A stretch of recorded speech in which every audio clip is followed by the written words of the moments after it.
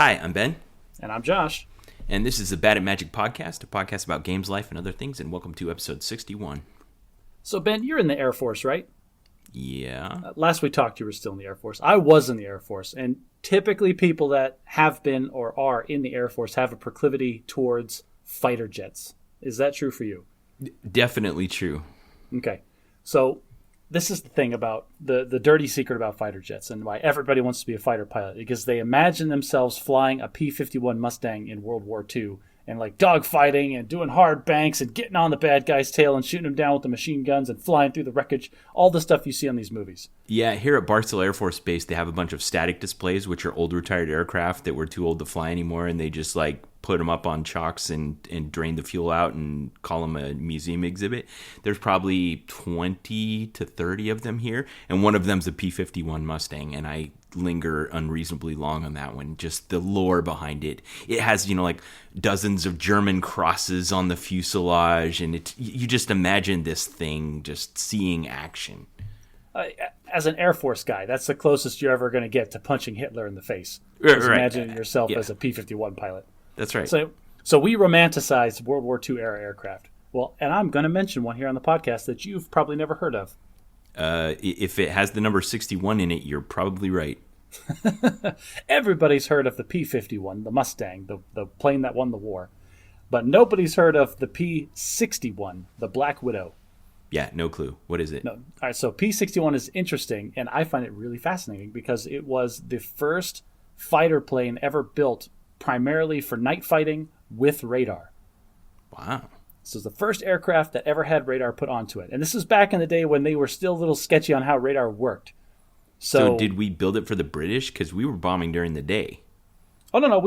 It was for us. We used it in the European theater, in the Japanese theater, and in China during that whole time.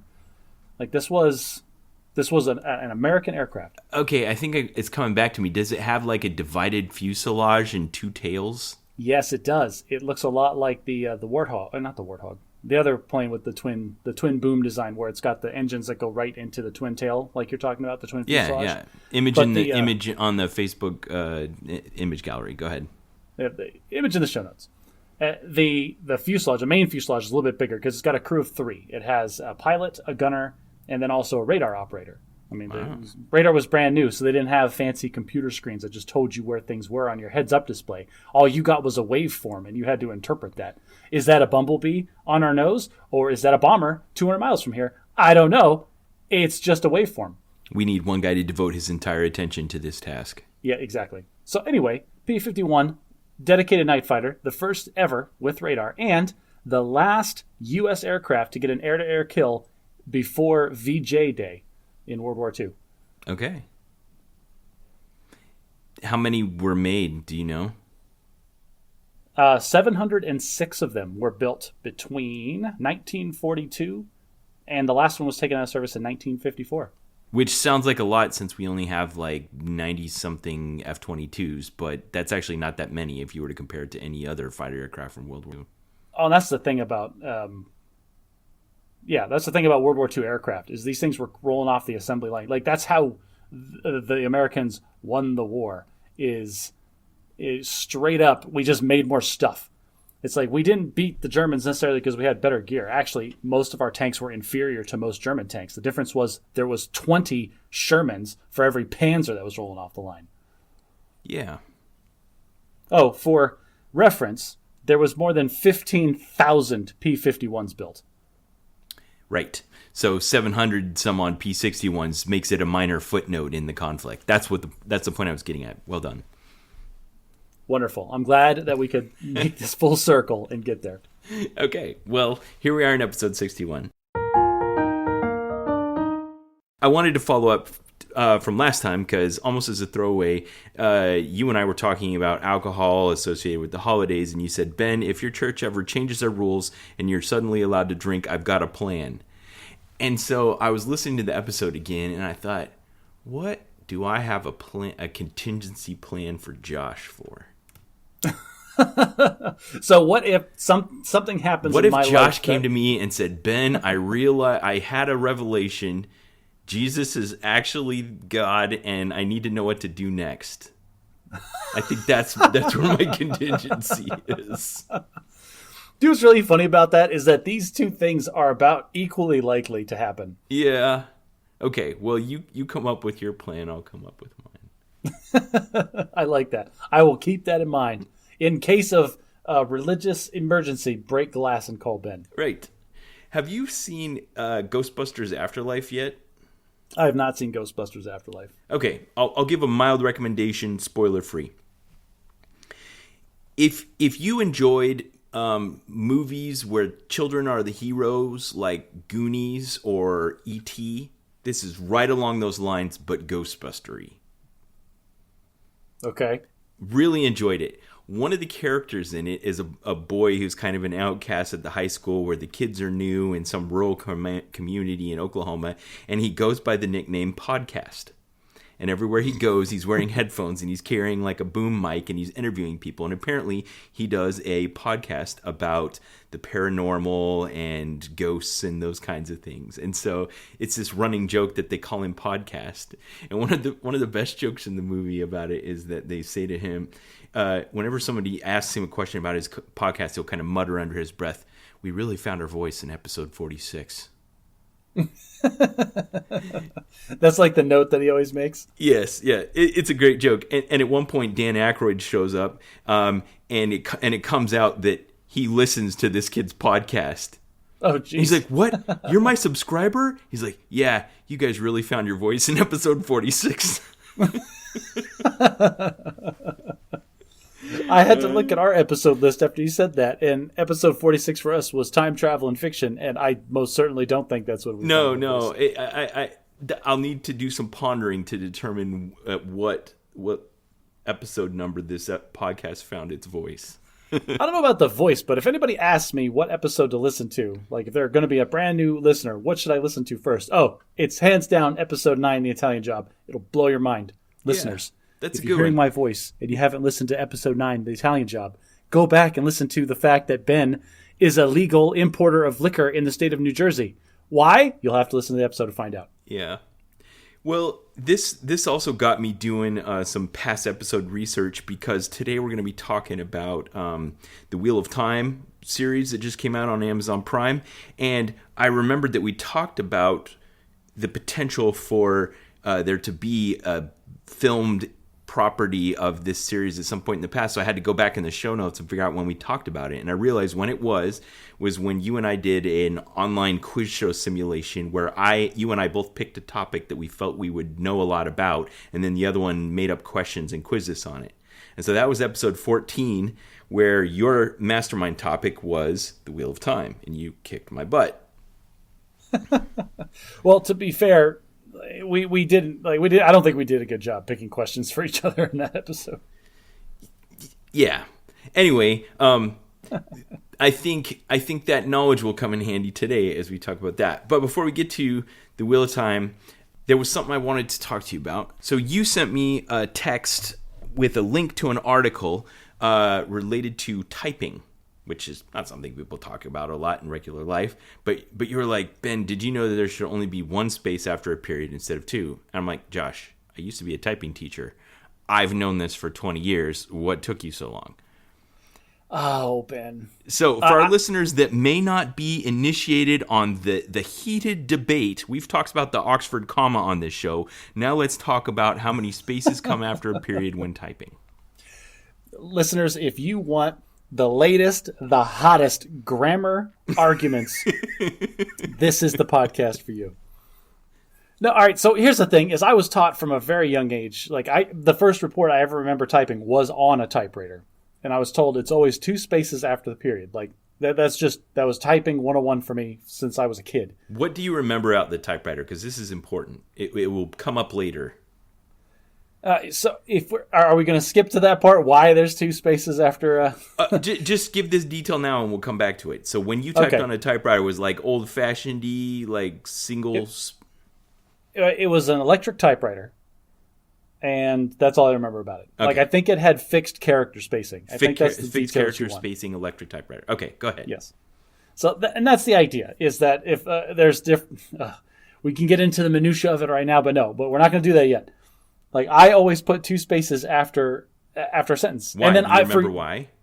I don't remember why. I was told that when I was a child. This is, yea, verily, this is how you type sentences. Okay, but I want to talk about what was happening cognitively, because I think we all have things like this in our life. At some point in the past, someone told us something in a very authoritative way, and at the time, because we were susceptible or because we didn't have any other contradictory knowledge, that became law in our brains. I tell my kids this all the time. Execute now, understand later. Like, right. I don't care if you understand what you're doing, just do it. So for Josh the kid, who was typing his first assignment on a typewriter, someone said, always put 2 spaces after a period, and you said, right. I said, of course, absolutely. And that just cemented itself into my brain. And then every once in a while, like it has to be once every 3 years or so, I would see something or somebody would say something, oh, you're only supposed to put 1 space after a period. And I would immediately blow them off. It's like, oh, this person has absolutely no idea what they're talking about. It's 2 spaces. I know that for certain. Okay. So how did you even stumble across this article? Reddit, where you find all of the dregs of the internet. Okay, I see that it was published on the 6th of October, but I didn't notice anything new that hasn't been around for... This is not this is not a new debate. No, it is not. But this is the first time that it was presented to me with, this is the reason that you're doing 2 spaces after the sentence. So here, before... Whenever I was attacked about it, or whenever I was engaged about it, people would just say 1 space after a period is correct. And I would blow them off like that's not correct. This is the first time it was presented to me as 2 spaces after a period is incorrect, and here's why. Right. Okay, so I'll talk about that part of it. So if you go back, to like Gutenberg and the printing press, the problem is that when you fit stuff into a thing, you got to pack all the letters in there, and they have spaces. Now, if you were doing it with little tiny pieces of metal that you're going to run a ink blotter across and then stamp onto paper, the sizes of the pieces of the metal could change. But when we made the innovation of moving to a typewriter, what happened is you had to have the paper move every time you hit one of the letters on the keyboard, and it was just easiest that it moved the same amount every time you typed a letter. Well, what would happen is if you were typing something, every letter, regardless of if it was a W or a lowercase I, got the same amount of space, and it could be a little bit hard on the eyes as far as what they call readability in that industry. Particularly a period was problematic because it signified the end of a sentence, but if you had period and space and it just was visually not a significant enough interruption in the flow of the text to indicate what it was supposed to when you were reading it. So the workaround they came up with back in those times was to have you hit the space bar 2 times following a period. It sufficiently solved the problem of giving spacing between the sentences and allowed for easier readability, and it just became law.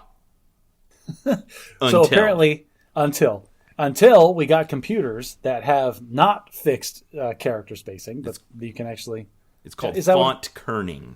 Font kerning. Oh, these are the kinds of words that just get you going as a nerd. Yes. The kerning is not a fixed kerning. So now you only need the 1 sentence or the 1 space because the period makes a clear break in, I guess, a clear enough break in sentences. So here's the thing, Ben. I've been struggling with this because I sent this to you, last week? Yeah. And you even responded with the classic thing, throwing it back in my face, how dare you? If you always want to be right, you always have to be willing to change your mind. Yes. And I agree. I'm clearly in the wrong. This is an antiquated form of typing. I need to change myself. I will tell you right now, I type way too much to unlearn this habit. Your brain is just on autopilot. You automatically rattle off 2 spaces every time you hit the period. I can type a little bit slower than I talk, and there's just no stopping it. Like, it's just 2 spaces every time. Yeah. You know what Master Yoda would say about this, right? Oh, geez, I don't. You must unlearn what you have learned. Well, actually, you know what? I have been flirting with the idea of trying out the Dvorak layout for a keyboard. Maybe that'll be a clean enough break that I can do the one space after a period. Josh, does it surprise you that I have learned the Dvorak keyboard layout?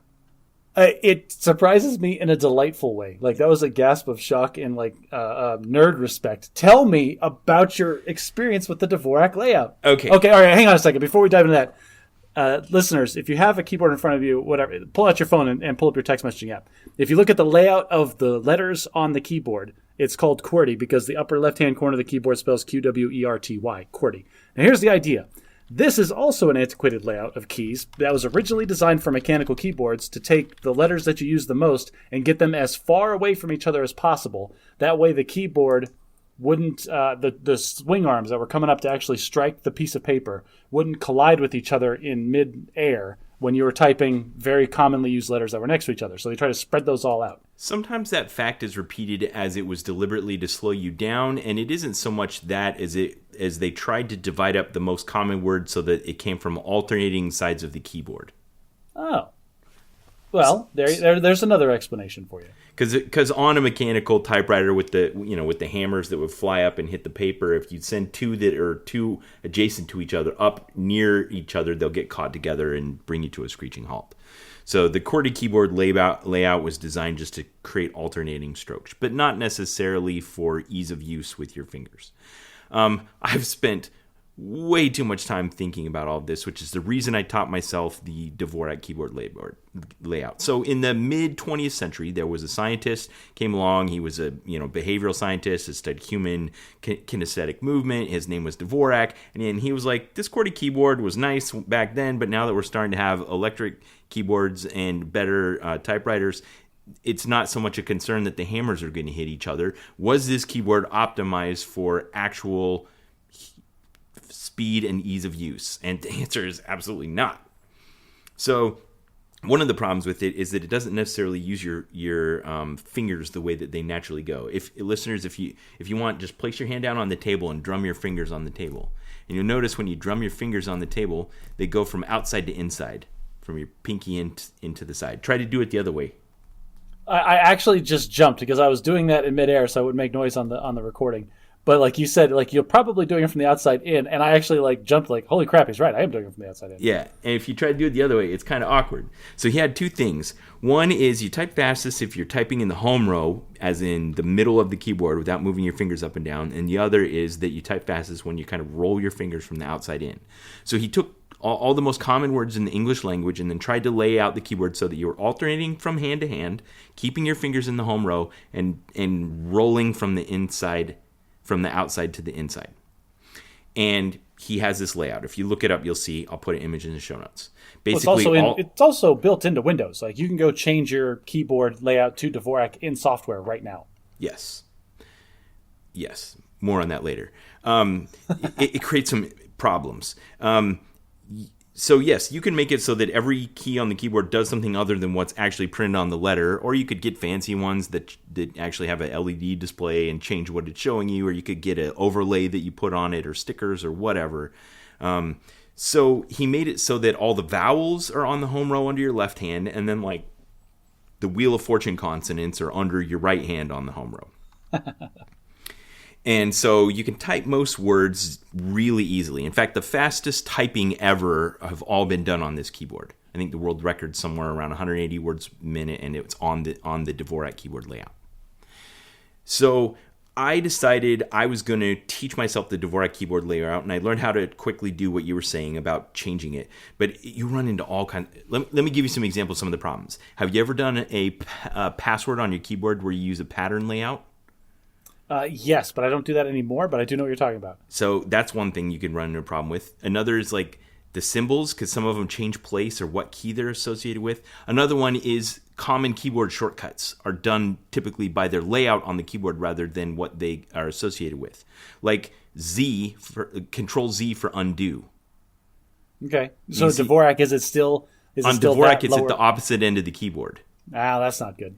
Because Z, X, and C, as in undo, cut, copy, and paste, Z, X, C, B, are all in the bottom left-hand corner of the keyboard. But on the Dvorak keyboard, it's semicolon QJ, K, which is just completely unsat. And then control, copy, cut, copy, and paste, and undo are just scattered all over the keyboard, and it's nonsensical. Now, they did have a really intuitive Dvorak layout on the Apple that I found on Macs, that when you hit the Option key, it kind of reverted back to QWERTY, so that then when you did a keyboard shortcut, it would be whatever the key was labeled on the keyboard, and it was back to the logical location. But now you're just getting really complicated. Here's what I found. At the time, I could type on the QWERTY keyboard about 60 to 70 words a minute, and when I learned the Dvorak keyboard, I got up to about 30 words a minute. and I was kind of starting to hit the ceiling where I was going to take a lot of practice to make it additional progress. But the overhead and the roadblocks were just too significant, and I abandoned it. That's interesting. Now, how much do you think that's going to impair people in the future? Because I find when I deal with, God, I'm so old, I deal with these younger generation people, and they have no clue what any of the keyboard shortcuts are for any of the common products you use in the office. They know cut and copy. They know copy and paste, but that's it. Like I use so many. Yeah, I use a lot of keyboard shortcuts as well, and I'm always appreciative when we upgrade to a new version of Windows and somebody just carried those over from the legacy versions and maybe even added some new ones. Like Shift Windows F7 key will always Shift be S the... will now give you the crosshairs to copy a portion of the screen, which is really cool. Oh, screenshot, really? Yeah. You said Windows key Shift S? Windows key Shift S. I'm going to use that because I do take screenshots quite a bit. Yep. You don't even got to open up an app. It just gives you little crosshairs, and then you drag a box around whatever you want to copy. Oh, glorious. Yeah. Okay. So back to the two spaces after a period. So as they develop modern fonts, kerning isn't just giving things like not equal space, like a lowercase I versus a W, but it also includes things like even having them overlap a little bit. Like if you put a W next to an M, they actually encroach into each other's space. They're not just in boxes, like as if they were. So we've exceeded the capabilities of old-timey typesetters now. We can actually place letters more efficiently. And a period will sneak right under the end of a sentence, whatever it is, and fit in there nicely. And then whenever you start the next sentence, one space is sufficient to give visual distinction between sentences, and it's no longer required to put two periods, which is two spaces after a period, which is good because that just created confusing things. Can you recommend a font that has fixed kerning with all of its characters? There's one called Courier New that's supposed to look like a typewriter, and you don't realize it, but that's one of the things that's associated with it is that it has like fixed character spacing. You know, I've done this research in the past about fonts, and we are talking way too much about fonts. People that like it, I'm glad you're sticking with us. Everybody else, we'll be done in a minute. But there's always stuff I hear about like the kerning and then the serif. You've heard about serif for fonts. And I always forget what the serif is. Okay, serifs are the little wingy dingies that hang off the end of things that are fancy but don't add any additional function to the letters. And like the difference between Times New Roman and Arial, the two most common fonts. Times New Roman is a serif font, and Arial is a sans serif, as in Latin for without serif. And the serifs are like the little wings on the ends of the T's and at the bottom and stuff like that. And it's supposed to make it more readable. I don't know about you, but I prefer sans serif fonts. You see, that's interesting because if I'm writing something professionally, I always prefer like a Times New Roman, like a serif font. But anything that I'm going to do for myself, I always end up with a sans serif font. Like, what's the new Windows default? Calibri? Is that a sans serif font? It is sans serif, yes. See, I'll do Calibri for like my spreadsheets and things like that, but I'm not going to send an email in sans serif. Interesting. I just looked around me, and on my notes page, it's in a sans serif font. On my browser, it's a sans serif font, and I picked up the nearest book to me, and that's also a sans serif font. So you're a sans serif kind of guy. I guess so. But I probably have a book in the room. Maybe my Bible definitely includes serif fonts. Oh, hang on a second. Hang on. Do you hear that? I think I just heard a listener's head hitting the desk as they were falling asleep. We should probably move on from this topic. Josh, I had a listener contact me this week with a story that I got to tell you. I've not told you yet. Okay. So they went to McDonald's at night, maybe 9 o'clock at night. It was dark out, and they pulled into the drive-thru, and they placed their order and then pulled up to the window, and immediately the person looks at them and said, "Excuse me, sir, could you pull into the parking spot over there out of the way?" And he said he had this moment where he looked up and saw the car in front of him that had obviously moved forward into the pull ahead of space. And then over in the waiting spots where she told him to go, there were 3 other cars. How many cars have you told to pull around? Which means he was 5th in line. And he said, and then I thought of Josh. And I turned and looked at the cashier and said, "No, I think I'll just wait right here, thanks." And how did it go for them? And she said to him, "But if you don't pull ahead, your order won't go off on my screen." What? Yeah. The person didn't understand that that's... Oh, man. Oh, I'm so triggered right now. Yeah, and so so he was fifth in line behind 4 cars that were waiting. He said there was no one behind him. No one behind him. Which is critical about the pull forward. If there's nobody behind you, then the pull forward is not a thing. This is not being there during the rush hour and you place a huge order and they're trying to get you out of the way so they can get the small orders through. Right. This is, I'm fudging my numbers and I got 5 people in line and I want it to look like I have 0, like I served them all in 10 seconds. That's so either I hope that this is ignorance over malice. I hope that this person just didn't realize that what she was doing to manipulate to make herself look good, because if she knew that she was screwing these people over just to make it look like she had a better quota or the drive-through averages, then that is literal malice. That is just her screwing over the universe to make herself for her own benefit. Yes. So this listener that was sitting in the drive-thru and it just said the thing, and then she pushed him. He said, I had a moment where my heart rate started to go up. This is like kind of nervous. And he's like, no, I'll just wait right here. Thanks. Appreciate it. And she looked at him and he said she must have just realized there was nothing she could do. And so they just brought me my food and I was able to leave. And those other 4 cars were all still there when I left. Which means he used your method and skipped ahead in line of 4 other people. There it is. We have verified third-party proof that sticking it out in the drive-thru is better for number 1. Yeah. Wow. So props to that listener. I don't know that we can necessarily promise here on the podcast that it will turn out well, but in that case it did. Oh, yeah. Results may vary, but this is a win. Clear win. Now, here on the Bad at Magic podcast, we have our segments and we name them Bad at fill in the blank, but I'd like to go to a segment that we'll call Bad at Magic. Oh, we're going to talk about magic for... Yeah, I feel like we have to talk about it at least once every 5 or 6 episodes, since that's what the podcast is named after. Yeah, so last week, Josh, there was a huge magic tournament that I did really well in. Yes, you texted me, Mr. Semi-Pro Magic Player, won another several $100 in gifts and prizes, not to mention the adoration of all of your opponents. Yes, well, it's just friends at the store, and they're like, oh, yeah, it's that guy. It changes from week to week. But the odd thing about this was the format that we were playing was standard, which is the 2 most recent years' worth of sets on a rotating basis.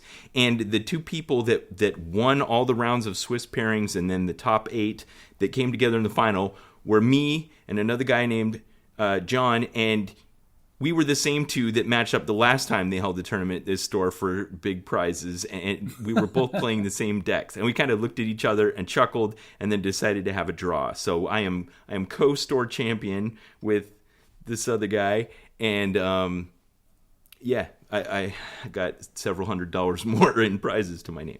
So I was kind of riding high from that a couple of weeks ago, and I signed up for a $2,000 cash prize tournament that was held yesterday at the same store, but a different format called Modern, which is a little bit harder, and there's a lot of variance in the matchups. Some matchups are really good, and some are terrible, but you just try to... You can't really do what's called metagaming it, where you can, understand that everybody's playing one deck and then play another deck that's the best deck to beat those decks and then do really well. Well, let's look under the hood a little bit. You mentioned standard is like the last 2 years worth of sets that exist. Modern goes back to what, every set since 2005 or some nonsense? Yeah. Yeah, so there's just so much more there to choose from that there's going to be this. It's a much more of a plethora of deck selections. Right. So it turned out to be 6 rounds of Swiss pairings, followed by a cut to top 8, and then single elimination, and the winner gets $900. Whoa, big money. Yeah.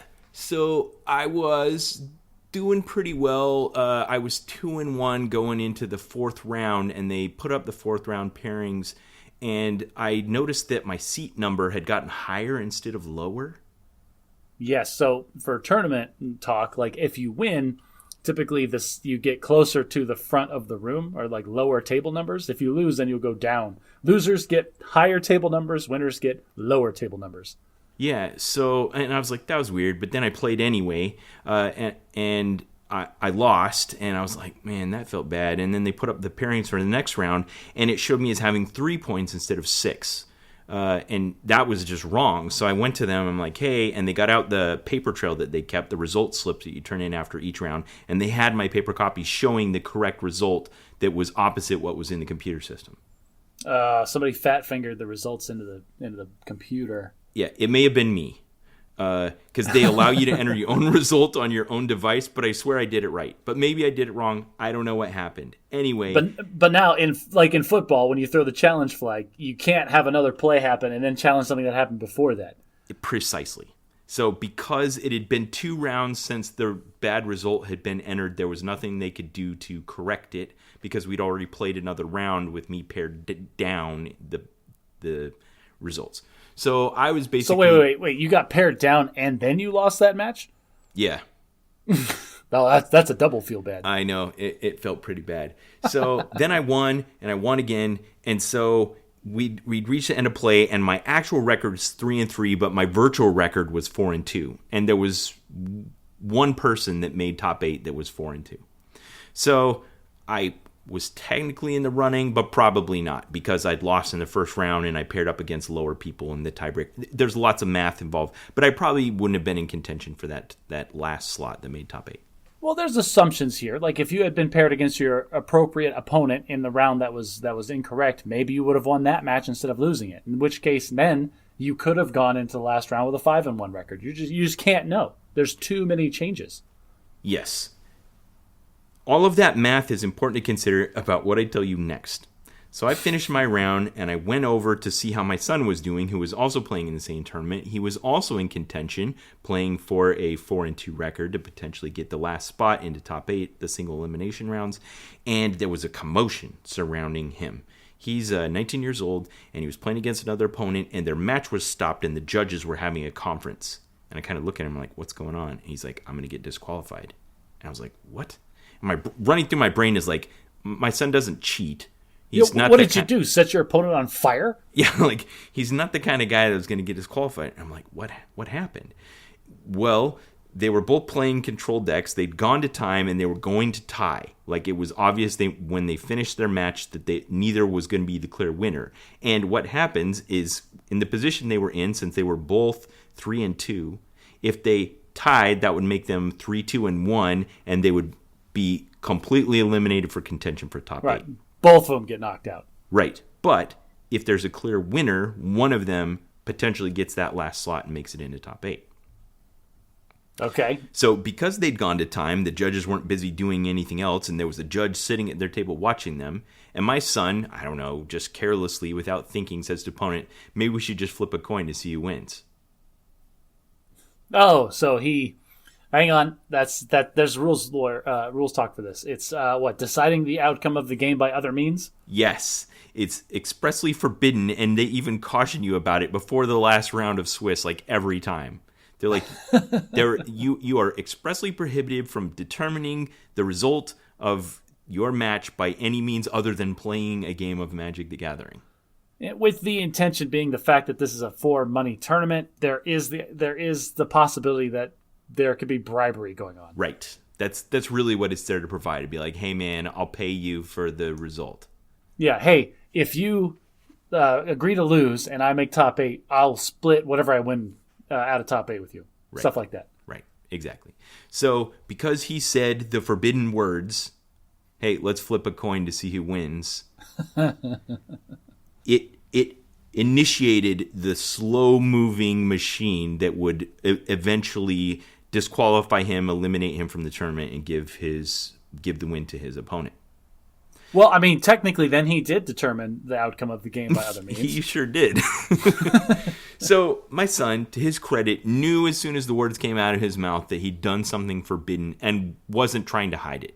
He was just like, I said the thing that I'm not supposed to say, and the judge was there, and he heard it, so now I have to face the consequence. And he stoically sat there through it while they did the processing, they held the conference, they interviewed both players, they did the paperwork and presented him with a written form to sign that would go into his records and all that kind of stuff. I get took it like a man. Man, some of these some of these circumstances with these rules really kind of I know. grate at me. It was it's due like one process. It's he was asking the guy. He didn't have a gun to his head. There was a clear outcome of what was going to happen in the actual game of Magic the Gathering, because when time runs out, listeners, you have 5 turns. It's like it's no longer like time on your clock. It's time on what happens in the game, and it's usually very clear what is going to happen in those 5 turns. And so it's like the outcome was known to be a draw. I don't think that having a discussion with your opponent about if there wants to be some other outcome of the game, I don't think that's a problem. Yeah. I really don't. Well, and this is an example of where there's a mandatory minimum punishment that they have to follow through on that is intended to get the real egregious offenders, but can hurt a lesser offender, who my son was in this case. Yeah. I don't think anyone enjoyed this. There was no one gleefully eliminating him from the tournament. They just kind of dutifully went about it. Now, this kind of brings to mind in the game of Magic the Gathering the idea that you could be playing a game and you're at a competitive rules enforcement level, and there's lots of things that are within the scope of the rules, like suspicious behaviors, consulting outside information, looking at your opponent's deck when you shouldn't, accidentally doing something. All these things can bring down penalties, and the way those are enforced is you have judges nearby within earshot, and all you gotta do is raise your hand, yell, "Judge!" and then a judge comes over and will make a ruling. This gave me an idea, Josh. What if we had that in real life? Oh, if we had, for what, just any social situation? What if you were waiting in the 12 items or less line at the grocery store and the guy in front of you had 15? You just glance and you see he's got 15. And you could just go, "Judge!" And somebody appears out of nowhere, comes over and says, "Sir, you've got 15 items. You're going to have to step out of line." Oh, man. How... Ben, this is one of the most appealing ideas that you have ever had. For so many reasons. Just okay, all of the things. So what are some of the ones that come to mind? It's like, "Oh, hey, how you doing?" "Oh, good, thanks. How are you?" "Good." "So, what about them Bears last night?" "Judge!" Can you explain to him? I don't want to talk to him. Yeah, okay, so a way to get out of somebody exceeding the familiarity bounds for small talk. Oh, I was at a traffic circle the other day, and immediately after the traffic circle, everything merges down into one lane. It's 2-lane traffic circle, goes to 1 lane. Respect the zipper. That's the rule. Every other one. And then I get some guy that zooms up and gets his front tire in front of my front tire. Now I've got a brake, and he gets to go right behind the guy that was in his same lane. Judge! This guy's not respecting the zipper. Yeah. Okay. So the thing about this is it's not like a ticket. You're not gonna have to pay it later. It's just there's some kind of immediate penalty assessed. Like, for instance, your opponent drew too many cards, they will take their hand, shuffle it back into their library, and make them draw one less card, or something like that. I'm imagining just immediate penalties. Like, all right, a little bit of public humiliation. You sit there and wait for 5 minutes, think about what you've done, and everyone goes on with their lives. Yes. The listeners, if you want to get in on the discussion, let's hear situations in your life which you would like to be able to call judge for to come over and make a quick ruling and assess a penalty. Oh, do you want to come with us to event X? No, that's okay. Oh, why not? Judge! I don't have to give them a reason. Yeah, like that. So back to the crisis that's unfolding. So my day's kind of falling apart because I got assessed basically a loss I didn't deserve and was thrown out of contention in the tournament. My son, who was in contention in the tournament, who carelessly said something that was utterly forbidden, now has gone through this crisis. And it took maybe 10, 15 minutes for it all to unfold. And he had to stay there, even though from the very first moment, everyone knew what the outcome would be. Disqualified, eliminated from the tournament. He probably wanted to just be like, "Sorry," and then walk out of the store and be done. But he had to stay around, take it like a man, have everybody ask what happened, have it go over it again and again, sign the paper, all that kind of stuff. And listeners, if you've never seen this happen, like an official disqualification in a Magic tournament, they make all of the players line up in 2 columns, and then the offender has to walk down slowly with his head hung in shame to the head table and report that he was committed a trespass worthy of disqualification. Shame, shame. Yes, it was just shame. Yeah. So my son, who has a bit of social anxiety. Okay, so I had a parenting dilemma, Josh, because I saw this happening, and he's an adult, and they're treating him like adult. Like, if this had been my 12-year-old nephew, they'd have been like, "Hey, kid, you can't say that," right? You can't say that. You can't say that. Okay, done. You know. I love how the Louisiana judge became from New Jersey in this scenario. But yes, please continue. Yeah, well, he was from Texas, but yes, you can't say that. But because my son was an adult, he got adult consequences. Now, as a father, I'm looking at this and I'm thinking I could rush in to his defense and just be like, he didn't mean it. Everybody knows, right? He didn't mean it. And like, you know, can we call off the dogs here? Or if we can we at least make it easy on him or whatever? But I just decided, even though the worst that's going to happen here is kind of humiliating and bad, it's just good for him to go through an experience like this in life. So I'll stand here. I'll be supportive. He looked at me. I'd be like, that's the break, son. Sorry that happened. But he's the one that has to take on the consequence of his life. And I think we talked about this like 1 or 2 episodes ago about being an adult means accepting the consequences for your actions. So you're at this pivotal stage in your parenting transition for this particular child. Mm-hmm. He's 19. This 19-year-old young adult going to be on his own very, very soon. Yeah. Where you're transitioning from like the direct protector, like you're referring to, like you could have gone in and like done something for like a 12-year-old, to you're kind of like the bystander, and you got to let him make his own mistakes and let him deal with his own consequences. But like that's stage 1 and stage 2. I think there's a middle stage where you can kind of be the after the fact, like the ref or the coach or the advisor. We can review the film, like, hey kid, well for me in my circumstance, be like, let's go grab a beer, and he sits down and be like, okay, so let's review the film here. This is where you went wrong. And do you see what the consequences were? Now, how can we prevent some of this stuff in the future? Yeah, I don't not in that exact way, obviously. By the you can time, still have like a binding or like a nice conversation with him about it. By the time the ordeal, he knew from the minute he said it what he'd done wrong, and that he'll never do it again. But by the time the ordeal was over, he was so emotionally spent that he was in no condition to accept any type of parental mentorship. Or commiseration, then. Right. He just needed comfort. And I just wanted to be like, dude, it's not that bad. Like, it's okay. You can still go there and play on Tuesday. Like, everyone at that store was your friend before that happened. They're still your friend. And you're going to go from there to home where everyone also loves you. Like, there's no danger here. There's no problem. But yeah, man, it was a crisis. On the scale of stubbing your toe to having lost a loved one, we're at a 1.5 for this one. So like it just kind of suck it up here. But there's a lesson for me here in mental health.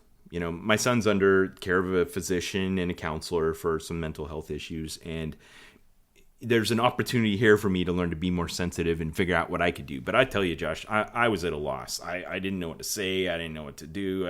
It's the theme of bad at parenting. You know, we're just making it up as we go along. I'm not a professional in any of those things. Well, and that's the thing too. He's 19, so like at the same time, you're a parent and you love the kid and you want to be there for him. At the same time, man, the world sucks. Get a helmet, and I'm not going to be there every time stuff goes south. So you just hope by the time that they're at that age, you've given them enough lessons and helped them build enough calluses that the world's not going to stab them to death the first time they step off their porch. And I thought, you know, if I had been standing close by and I'd heard him start to say what I knew, you know, if I'd been close by and he'd have said, hey, do you want to? I would have known what he was going to say next. And I'd be like, you know, rule enforcement level 2. Yeah. But if I can choose as a parent and lay out all the circumstances for my kids, I probably wouldn't do it right. You know, everybody knows what to do when you win. Everybody knows you exalt in the moment and slap each other on the back and have some good memories. But you learn a lot in those failure moments.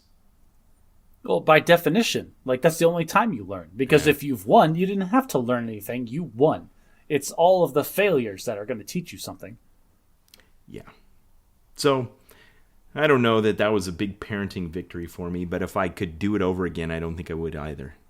You just got to take him, grab his shoulder, and hug him close and be like, son, sometimes you get knocked down, but you get back up again. And then you get knocked down, and then you get back up again. Yeah. All right, it's time for Bad at Logic. Excellent. And since this is an odd week, and I'm the biased one, yep, we're going to do a bias from Josh. So, listeners, if you're new to this, Josh and I ordered from the the makers of yourlogicalfallacyis.com, this deck of critical thinking cards. So each week when we do Bad at Logic, we get out these, and it's divided in half between logical fallacies and biases, and we're doing a bias now. And Ben loves these cards because it helps him inform himself about the way that he sees the world and interacts with other people. And I love these cards because I love feeling superior when people say stuff to me that's wrong. I get to call them out on exactly why it's wrong. All right. So what is our bias this week? All right. But the bias this week is excellent. And I really like this one, Ben, because this is one of the first times I can say definitively that you suffer from this bias and I don't. All right. Go ahead. All right, this is the just world hypothesis. Your preference for a just world makes you presume that it exists. Ben, I'm on record as saying the only thing people deserve in this life is death and entropy. And you're the one that's constantly telling me, no, this is a just universe and justice exists outside of ourselves as a meta concept. And I don't believe you. I think that's just world bias. I can see how that is a case to be made. That if there is no God, then the belief or hope that there is justice in the universe is false. Well, and honestly, though, this bias explains a lot of the conflicts in in all the things we talk about. Like we just had a big episode where we went to blows about government versus business, and basically the foundation of that argument is you trust business over government. In a just world. And it boils down to the fact that you think people are going to do the right things for no reason whatsoever. And I laugh at that concept because of the just world hypothesis. Yeah, not no reason, but yeah. Not no reason. You're right. There are reasons. We both have our reasons. But I think this is part of it. I think that you believe the universe is just. And you know what? I would love to live in a just universe. And so when you find one, let me know. Okay. Well, then I guess if you're beginning with the hypothesis that it's a just world, that's definitely a bias. But then also believing that it's not is its own bias. Ooh. Oh, you're going super meta on me now. So is the next one... Unjust world hypothesis. The unjust world hypothesis. You approach the world as if it is unjust. All right, for Bad at English this week, I want to introduce one that wasn't learned in my time in the United Kingdom. Oh, are we getting that low on the list? Are we going to run out of Bad at English, Ben? So I stumbled across this word this week, Josh, and it's called ultracrepidarianism. Ultracrepidarianism. Yes. Ultracrepidarianism is originated in the... Okay, so it's traced back to a Greek myth. And a painting of a Greek myth that was done back in the 19th century. Wait. This is a word based on a painting, based on a myth? Yes. It has a clear meaning. I'll get to the meaning in a second. So there was an artist named Apelles, and he was painting Alexander the Great. And there was a shoemaker that saw the work that was being done and said, hey, you painted his shoes wrong. And so Apelles took his advice, and then the shoemaker got a bit uppity and started giving him more advice about them, about the painting. And he's like, hang on, you're just a shoemaker, nothing above the shoes. Ultra crepidarian, not above the shoes. Is that literally the translation of that word? Not Latin. Above the shoes? Yep, not Sutor ne ultra crepidariam, meaning shoemaker, not above the sandal. Okay, how does that translate then to what we're talking about today? So what it means nowadays, ultracrepidarianism means the tendency of one to give advice on things you don't know about. Oh, I am so guilty of this. Holy cow. So ultracrepidarianism, or ultracrepidarian means of or one who does give advice on things they don't know about. I think I would hypothesize that 80% of the planet are ultra crepidarianists. Yeah, shoemaker, not above the sandals. So there's a word to put in your vocabulary tool bag if somebody's giving advice about stuff they don't know about. You can keep that one in mind. Now I want to expand English a little bit this week because I want to go on a rant about something that frequently comes up, and you can see from the graphic. I'll put it in the show notes. Josh, when you hear someone use the metaphor carrot and stick, what what comes to mind? What scenario do you imagine? So I commonly hear this in reference to you can either be nice about something or you can be mean about it. But the idea is that the end result is going to be the same. And I always imagine it being to do with a donkey or a mule, where you can either hit him with the stick to make him go, or you can feed him the carrot to make him follow. That's how I always take it. Yes. Now, I guess my mental images about this, and yes, it's a donkey. You could be riding him or he could be pulling a cart. Regardless of what it is, the donkey is the subject of the metaphor, and you're trying to get him to do work that he's unwilling to do. So you can either incentivize him by offering him something that he wants, or you can incentivize him by punishing him for not doing it. So I think the metaphor is supposed to be either you give him a carrot or you hit him with a stick. But the problem I always had with this is that as a kid, there was a lot of images in like Bugs Bunny and Tom and Jerry and stuff, where there'd be someone riding on the back of a horse or a donkey, and they'd want it to go faster, and they would have a stick with a string and then a carrot on the end of the string, and they would hold it out in front of the donkey, and the donkey would mistakenly think that by running faster, it could get closer to the stick that would always stay the same distance away from its face. Okay. You've seen this cartoon representation before? Yeah, this is a very common thing for old-timey cartoons. So is this your own personal interpretation of the carrot and stick? Not at all. This dates back to like 1820, and there was some political commentary that we have, at least in the English language, of this, and it's the same thing. It's someone riding on the back of a donkey, holding a carrot out in front of his face with a stick. The problem with this is when we talk about sticks and carrots, the stick holding the carrot is invisible. That's not the stick that's being talked about. And sometimes I hear people get confused about it, and they talk about it like you need to adjust the length of the stick that's holding the carrot out, like that somehow does it. But it just confuses the metaphor. So if you're riding a donkey and you're using a stick to hold the carrot out in front of its face, that's the carrot. The stick and the carrot are one entity. It's just the carrot. That stick doesn't count. When you say of sticks and carrots, you're not talking about that stick. Oh, okay, so what you're getting at is that when we talk about the carrot and stick scenario, there's actually two sticks, and one of them we abstract away. Yes, exactly. The other stick is one that you would hit the donkey with to make it go fast because, I don't know, hitting it makes the thing. I guess donkeys are so stupid they think running gets you away from being hit by a stick and running gets you towards a carrot that's always going to be the same distance from your face. Either way, the problem's the guy on your back, not the carrot or the stick. There it is. Okay, this is really the point of the metaphor, is we need to, like, whoever's holding either the carrot and or one or more sticks, that's the person that's the problem here. Right. Let's get you off the donkey and figure out what your motivations are. What are you trying to do? So yeah, next time I'm in a conversation in a professional sense, like, oh, well, we got to figure out if we're going to use carrot or stick. I'm like, well, hang on a second. Let's figure out how to get the donkey to move and why we are so inherent on getting the donkey to move in the first place. And then I get fired because it turns out I was the donkey. I hear this metaphor used in politics a lot. They refer to carrot or stick to kind of compare to the idea of soft or hard power. Like, are we going to use diplomatic or economic incentives, or are we going to use the threat of military force? Are you in those conversations now? Like, are you in the room when people are having these kinds of conversations? I have been. I'm not currently. I always so this was always the culmination. Like when I was in the military, I always thought of myself, this would be the culminating point of my career, is if I was in a room where that conversation was being had and somebody very powerful asked somebody else very powerful a question, and before they answered, they turned to me and I would just give them a tiny head shake or like a tiny head nod, and then they would continue with the conversation. Yeah.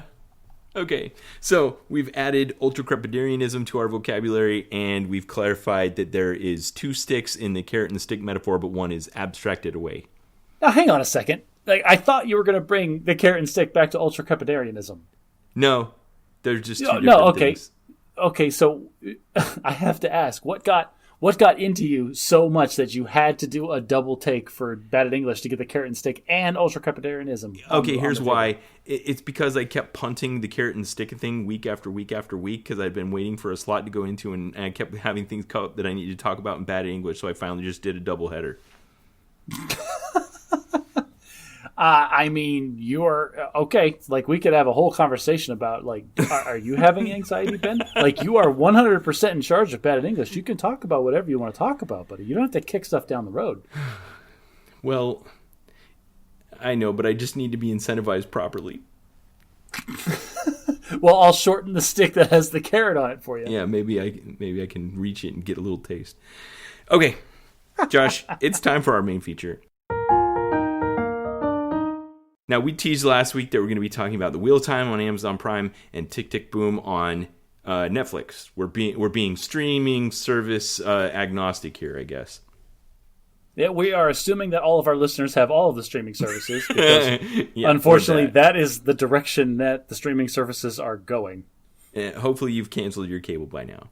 Okay, so since we've established that you are the mastermind of The Wheel of Time, I will let you set the boundaries and conduct a discussion on Wheel of Time. So, The Wheel of Time is currently airing on Amazon. It started filming right before the pandemic hit off, and it was supposed to be 10 episodes for the first season, but they weren't able to finish the last 2 because they were all in lockdown in Prague. So the first season is only going to be in Prague? In Prague. They're filming on location in Eastern Europe. Awesome. What do you think there's anywhere in America that's that pretty? Come on. No, but I've been to Prague and I wasn't like, oh yeah, this looks like it, because it's very civilized. There's lots of civilization there that looks modern. They didn't film in Prague. They filmed like around Prague, but that's where all like the crew and everybody was staying. Now, are we going to be spoiling Star Wars here? Absolutely. Okay. Right. We should just have that play like as the opening tune. Like, ba-dum-ba-da-ba-da-ba-da-ba. Spoilers for Star Wars. We are talking about The Wheel of Time, and yes. It's this conversation is be a little bit tricky for me because I am currently listening to The Wheel of Time on audiobook for the 5th or 6th time through. All 27 books? There's only like 15 books, depending gosh. on how you count them. I'm in book 6, Lord of Chaos, which is probably my favorite in the series. But anyway, like there's the books that we're talking about that I fell in love with passionately many years ago, and then there is now the TV show that has finally come to fruition after many years of anticipation and waiting for it to happen. And here's the thing, Ben. Before we can even discuss like the Wheel of Time, we have to have that meta conversation that you love so much about the origins and like where it went and how the interpretation is going. Because I was very concerned. Because I love The Wheel of Time so much as a story that I was really worried about it being turned into a live action show. Do you realize that you're in danger of becoming the fanboy that is unpleasable? Well, hang on. I realize this. I know that. But here's the thing. I've been let down so many times before. Sure. I remember getting my hopes up for the Ender's Game movie, and that movie was hot garbage. Or the Ender's Game. Sorry, not Ender's Game. Avatar: The Last Airbender live action movie. Exactly. Avatar, like the show, is phenomenal for a lot of different reasons, and they tried to condense and distill that into a movie, and there just isn't enough time to tell the story appropriately. Yeah. So this is one of those things that I was really worried about, honestly, leading up until the show, until I saw a Reddit post in the Wheel of Time subreddit that just honestly, I feel like it breathed new life into me, because the guy said, it doesn't matter what the show is compared to the books. It's just another turning of the wheel, and just like totally shifted my perspective on this thing. Now, this is not my beloved stories and books being translated word for word into a live action depiction.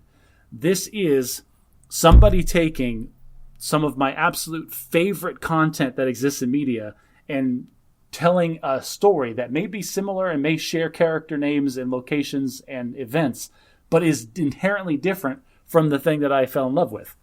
Now, that concept that you said is kind of wholly contained within the lore of this universe, and that is that there's this cycle occurring of the world being destroyed and reborn, and the same events and characters recurring in each iteration. So you're just saying that by your mind freeing you from the need to have a one-to-one correspondence of your favorite story to this television production, you can just look at it as another iteration of the wheel. Yes, and that's thank you. You summarized that very well. Central to the concept of the story is the Wheel of Time that is constantly turning, and it churns out the same people, the same events, the same kind of general overarching story every time. It's going to be different in its minute details, but overall, it's basically the same every time the wheel turns. And every Wheel of Time book opens with the same passage and it's something to the effect of ages come and pass, the wheel of time turns, where memory fades to legend or myth. Myth becomes legend, and even legend is long forgotten in the age that gave it birth comes to pass again. Like, and it's the same. Wait! I gotta hit timeout, listeners. I want you to know Josh was not reading that. He was reciting it from his heart. Anybody that reads Wheel of Time, no, I got that horribly wrong, but it's pretty close. The idea there being that these things happen over, and there's iterations, and people are reborn. Blah blah blah. Everything that you said, and so if I can, took this, and this guy, he just put it perfectly, because not only does it free me from the desire for it to be exactly the thing that I have built in my mind, which it never will be. It can't be. This is the reason books are better. All right, spoilers, everyone. The reason books are better than movies is because you get to fill in all the details the author doesn't talk about with all of your favorite things. All of the sets look exactly the way they want them to. All of the characters look exactly the way that you want them to. Everything that is said is exactly the inflection that you want them to have in that moment, because you're reading it. It's not being interpreted for you. They're not filling in all those details just by filming people doing it. Now, I had an experience as I was watching this movie that I frequently do with this quality and caliber of production, which is in the necessity of creating a universe in order to put it on film, they have to think things through that I didn't have to think of when I was reading it. And then when I see it depicted on film, I'm like, wow, I didn't even think about that. Can you give an example of what you're talking about for this one specifically? Okay, so I was watching the 3rd or 4th episode, and they'd gone to this mining town, and there was a criminal that had been hung up in a basket, and he died. Yes. And it was the proximity to the town, and it was just all of the details of it that wouldn't have come across well on a written page, that just were very clear to me. It was kind of like this helicopter shot that zoomed in. You could see that this was on the outskirts of town, where there was like a warning to travelers that if you misbehave in our town, this is what we do to you. And then they go into the town, it's a tavern, but then once you're in the town, you can't see it anymore. And it just felt really well realized to me in a way that I didn't have any context for imagining that kind of thing. Yeah, honestly, like, let's talk about that for just a second. There is a lot of translation that has to happen from the written words on a page to, like, filming a show. For example, the starting town where all of the main characters are from is called Emmons Field in the Two Rivers. And the book describes that as like a small farming village. And you get a couple of details as far as there's a green and a little bridge that goes over this river that comes out of a spring, and then like there's an inn, and that's about it. Right, Everything but if you've never been someplace like that, you don't even have anything to imagine. No, you fill in the blanks with whatever fantasy nonsense that you've seen or consumed or other media sources, or you fill it in with, like, for example, one of the things that blew my mind about this show that I never thought of until I saw it. There are several scenes that take place in the city of Tarvalin, which is just like a big city. Like, it doesn't matter which city it is. Like, this is a big city in this world, and the streets are so narrow. The streets have got to be maybe 10, 15 feet across in some places, and it's just packed with people trying to go both directions up and down these streets. And I always, whenever I'm reading these books, and it was set in one of these big cities, and they talk about streets, I always just superimpose the idea of like a 2-lane highway, like what we consider to be streets, right, between buildings, like this huge amount of space, so everybody has plenty of room to travel. Like, how crowded is this place? But when you're an actual producer and cinematographer, and you have to plan out, you have to build a set, you got to think these things through and just come to a concrete conclusion of what it's going to be like. Yeah, and why would any fantasy city set back in times before there were cars have roads 30 feet wide between buildings? It doesn't make any sense. It would be a waste of space and make it farther to walk everywhere. Exactly. So that, like, this is just one of the things that they did that makes me feel like the people that are doing the show, that are building the sets, that are doing the costumes. I haven't said this yet, but it definitely feels like a labor of love. Oh, they've done it so well. Is Jeff Bezos, the owner of Amazon, said that he wants this to be his Game of Thrones. He wants Amazon Prime Video to be known. He wants one big thing that people can come to Amazon Prime for and then stay there for all the other stuff. And he said this is the thing that he wants. And so They have poured money and resources into it, and they've gotten, clearly, like you said, they've gotten people that care enough, and it's been a great ride. Okay, so if this is supposed to, and I doubt there will be like a 1-to-1 correspondence of like the plot of the books and every season of the film. But if you go for 15 seasons, your actors are gonna you're not gonna end up with the same cast that you start out with, and not because this is Game of Thrones and the idea that your main characters die. Yeah. Well, and then this is another thing, is that there is inherently some differences that you have to make when you're translating a book to film. Like, for example, one of the major differences, right off the bat, the first scene of the book and the first scene of the film, the main characters in the book start out at 16 or 17 years old. And then in the show, they're clearly in their early 20s. Right. And that's just for ease of the plot. It makes a lot more sense to let 5 people leave the village if they're in their mid-20s than if they were 17. Yeah. So I'm glad, like you said, that this began in a place where it had the funding and the intent that it was able to be full scale. I was imagining, like you said, about trying to compact 4 seasons of Avatar: The Last Airbender into 2 hours and how it's just unrecognizable and unwatchable, how this would be. There have been so many moments, and Josh, I gotta say, I think there's 6 episodes out as of the recording of this podcast, and I only made it through 4 before we recorded. But there have already been lots of moments where they take the time to let the characters develop. There'll be a quiet moment where 2 characters are sitting on a majestic vista looking out and reflecting on the events of the past few days, or a moment in a tavern where they meet a new character and we actually take some time to talk to them and get to know their motivations and stuff. And I have been enjoying it the way I savor a delicious meal. Oh, good. You see, this is the other reason that the guy put in his Reddit post, and I appreciate it too. This is for people that don't read the books, people that don't want to read a 15-book series, because I've been pitching Wheel of Time to my entire family for years. You've got to read these books. They're great. How long are they? Well, they're all about 700 to 800 pages. And how many are there? Well, there's about 15 of them. That's a hard pill to swallow. Yeah. But making a TV show, it's easy to tell somebody, hey, go watch this TV show that everybody's talking about and it's so good. Yeah. So I want to talk about Harry Potter, because this happened once before, and like you said, Bezos was trying to have this be his Game of Thrones. But when Harry Potter came out, it took time for the books to become popular, and then the books became a phenomenon to the point where it tipped to the point where it went viral enough in the zeitgeist that then it could get the kind of funding it needed to become a major Hollywood production. And that happened before the book series fully matured, similar to Game of Thrones. And so I remember we were on the 4th book when the book, and I could be wrong about the timeline, but the books were just reaching the peak of fever pitch, where people were having sleepover parties at the bookstore and staying up all night to get the next book. And then the movies started to come out. And I remember, I think it was in the 4th or 5th book, where my appreciation and satisfaction with the movies completely overwhelmed my patience for reading those long of books. I had an English teacher at the academy tell me that movies are the novels of our time. This is just the way that most people consume stories nowadays, is through movies.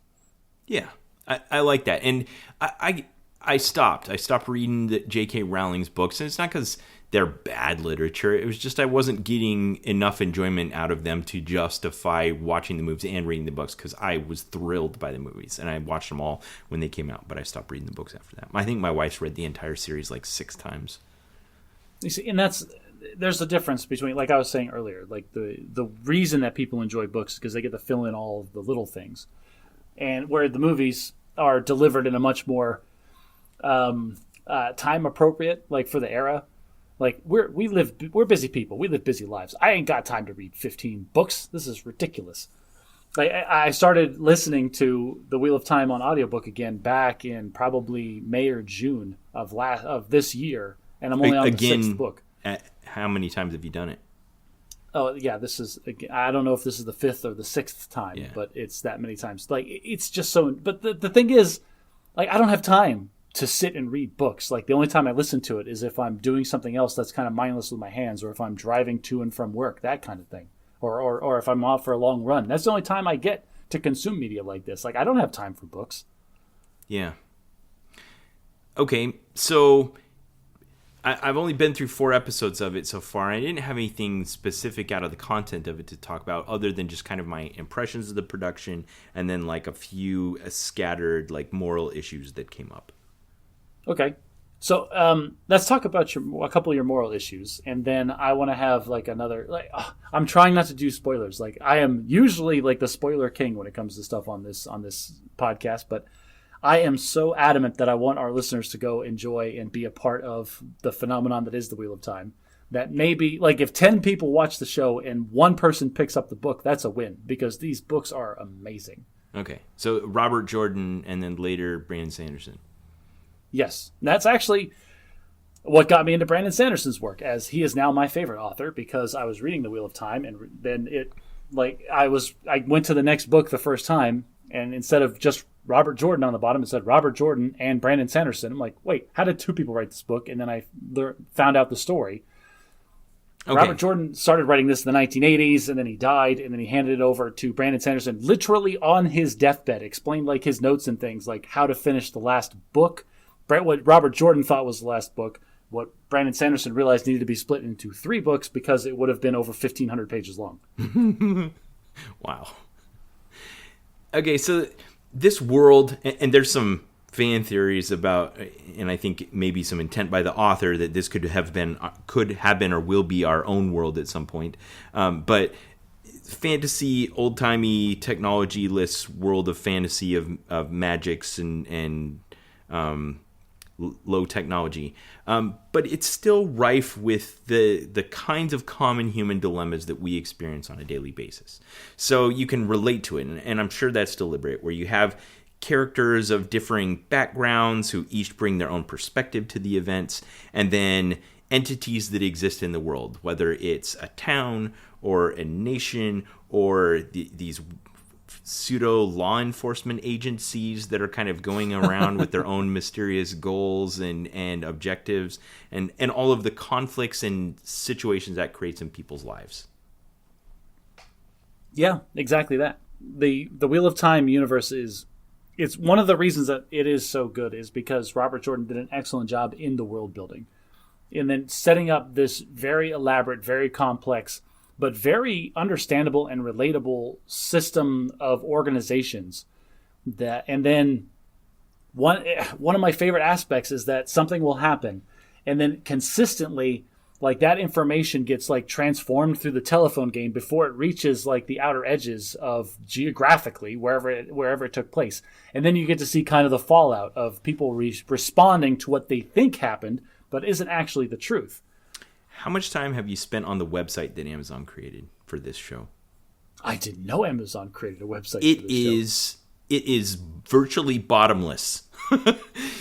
Whatever money they had for the production, they dumped a lot of it into web development. It's interactive. There's like pages for each of the characters, interactive maps, scenes, production notes, all kinds of stuff. It's great. So I spend a lot of time on that. Also because that helps me with the proper nouns. There are a lot of proper nouns in this show. Yeah, and every episode gives you a few more. I like that the episodes feel continuous and yet self-contained. Like each episode is like an event that happens, but it's all part of a larger story. Yeah, there's like a clear 3-act structure to each episode, but at the same time, it also fits perfectly into what's going on in the whole season. Right. So every time, you'll get 3 or 4 new characters, or ones that they maybe teased you with earlier on, that now they come back and you get a little more understanding of them and their motivations and how they fit into the bigger picture. The locations are gorgeous. They're just eye-popping every time. I'm like, wow, man, I can't believe these locations just everywhere they go. Great special effects. The actors they've chosen are phenomenal, with very few exceptions, and I'm just enjoying the heck out of it. Good. I'm glad. You're one of the... Hopefully you'll be a convert someday and be like, oh, the Wheel of Time is great. Of course, then we'll have to have Wheel of Time snobs like myself. We're like, oh, did you watch the TV or did you read the books? I'm like, oh, I watched the show. Like, pfft. I mean, that's fine. You can call yourself a Wheel of Time fan if you really want to. Now, I don't know from a funding point of view, is the jury still out that this has to become a hit and drive people to the platform before they're going to start filming the next season, or is that already happening? They have already been approved for season 2. I know for a fact. I don't know if they're already filming it or not. I think they're already filming season 2. But I do hope that they get to tell enough of the story that at least they can conclude it at some point. Yeah, I don't want this to turn into the next Firefly. I mean, that would be sad, but 15 books is a lot. Like, I can't, I don't want to spoil anything, but there is so much that happens. It would be very, very difficult to tell this story correctly in less than 5 or 6 seasons at a bare minimum. Okay, well, if we're not going to spoil it, that kind of brings us, I think, to an end here. Not necessarily. Hang on. There's one other aspect that I like talking about. So my family, because I'm such an avid I'm going to say I'm a Wheel of Time fanboy. I've been like, what I would say is strongly recommending this. What they would say is shoving down their throats this show. And so far, people have been receptive to that. So I know my parents are watching. I know my sister's watching. If you guys are listening, hey, hi, everyone. Thanks for watching. But one of the funnest things for me has been is that they're engaged now in using some of the proper nouns that I'm so they'll come like, oh, I saw the episode last night. We're talking about like the Aes Sedai, and then the two rivers. Like, oh, I just love that you know these words that are talking about them in a way that you actually care about. And it is really fun to hear them talk about and conjecture. Like, this was one of the funnest conversations I had in a long time. Is my parents were conjecturing about what's going on with Perrin and the wolves. And they're just talking and throwing like ideas back and forth what they think is going on, and me having read all the books multiple times, knowing exactly what's going on, just so excited and just frankly fangirling about it over in my chair, just like, hey, this is so great. Okay, it's almost like I get to experience this stuff for the first time again. You got me to read 1 or maybe 2 of the books, but it was maybe 5 years ago, back before we even started doing the podcast, and so as I've been watching it, it's all coming back to me. Like, I'm like, oh yeah, I know what's going to happen next. That's awesome. It was really sad. Like, this is, again, I was talking about how this is a hard sell because it's 15 books and they're all like 700 pages. And it's like deep fantasy with a ton of proper nouns. Here's the other hardest sell about it is I tell people, it's like, these books are great. You should read them. They really don't start taking off until like book 3 and 4. That's the joke about the podcast doesn't find its voice until episode 46. Yeah, exactly. Yeah. Like, I want you to commit to me right now on this podcast, Ben, to read 4,000 pages of text, and then I'll let you bail if you think it's not so good after that. Like, that's hard to convince somebody to do. Okay, I want to take this tangent because I think this is a common dilemma that spans multiple things. It's become its own meme. The idea of, oh, you just got to stick it out and you'll like it eventually, and how much is enough and how much is an unreasonable amount to expect. Okay, I'm with you there. It could be with a dish that you're eating, like, oh, you'll like it eventually. It could be about something you're watching, something you're reading, but it feels like I think you should be able to express it in terms of percentage, because then it would translate onto anything. I don't know. It's going to be a little different for everybody, because I remember drinking beer. Yeah, great example. If you say that like somebody who's ever had a beer.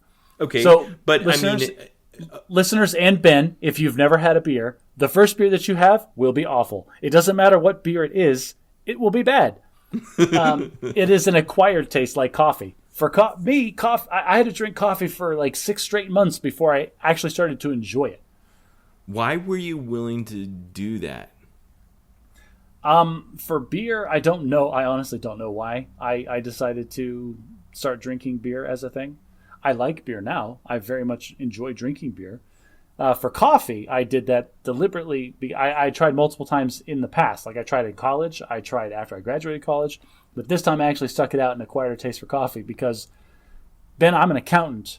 And I am required to drink coffee. Like, I feel like those two things go together. And that is literally the only reason that I decided to stick it out and start drinking coffee on a regular basis. I can understand. I don't know how people make it through things that aren't good long enough till they finally get it. But I'm going to just hypothesize a 10% rule here. Let's say if you're making a movie and it's going to be 10 units long, by the time I get through a tenth of it, I should be invested enough that I should know that if it's for me or not. Like, if I can't get into it by the time I've consumed 10% of it, then it's not for me.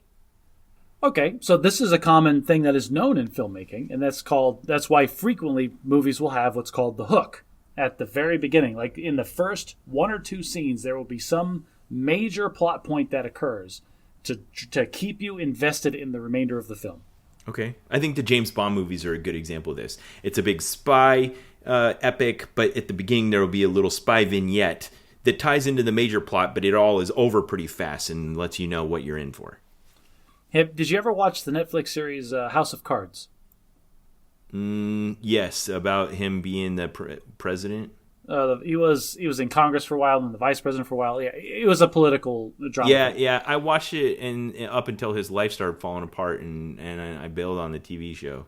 Okay, that's another discussion to have as far as actors can be actors, and then the characters that they play can be different. Like I can still enjoy Kevin Spacey's the show work. was falling apart too. It was funny how it happened at the same time. Yeah, I quit watching the show after a couple of seasons, but I still use the House of Cards as one of the prime examples of this idea that you're talking about. Like I should know if I like the show immediately, and they did that. Like if you listen to some commentary and things like the director and the actors talk about, because like the first scene of the first episode of House of Cards, spoilers everybody, the main character sees a dog that gets hit by a car, and then one guy, like the guy that hit him, is like, "Oh, I'm so sorry. Here, let me go call like an ambulance or a vet or something." And he goes off screen, and then Kevin Spacey's character kneels down and strangles the dog to death while staring at the camera and giving an explanation about how suffering for no purpose is just wasted energy.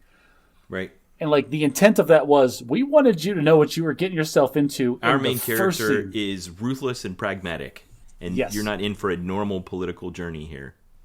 And I'll tell you what, like that, I was 100% in, because that is I'm on board with this whole concept for like translate that to modern American politics. That sounded great, and I liked the show until it started getting. I can imagine a room full of writers sitting around writing that scene for the express purpose of what you just said. Yeah. Oh, and that's some of the behind the scenes stuff they talk about. Is like we want it to be completely upfront and should tell people exactly what they're getting themselves in for. So if you're asking somebody to read, 16,000 pages worth of text, then 1,600 pages worth, and you should know if it's for you or not. So first three books. The first three books are, let's see, The Eye of the World, The Great Hunt, and then The Dragon Reborn. I think if you got all the way through The Dragon Reborn, you would be hooked, and you would have to finish the series, because it gets really good. So then I feel like you should be able to do that again. I should be able to do that again? No, 160 pages. Because a sprawling fantasy epic is fine, but even just to make it through one of those books, I should be able, in the first 160 pages, I should be able to make that determination. I'm thinking and that's why I did not make it through Lord of the Rings the first time I read it. Okay, I will agree with you there. Lord of the Rings, like the Fellowship of the Ring, the first 200 pages are just so bad. Yep. But I will say the first 160 pages of the first book, The Eye of the World, yes, 100%. Like there's enough that happens there, you will be sold and in on it. Now I'm trying to remember the second book.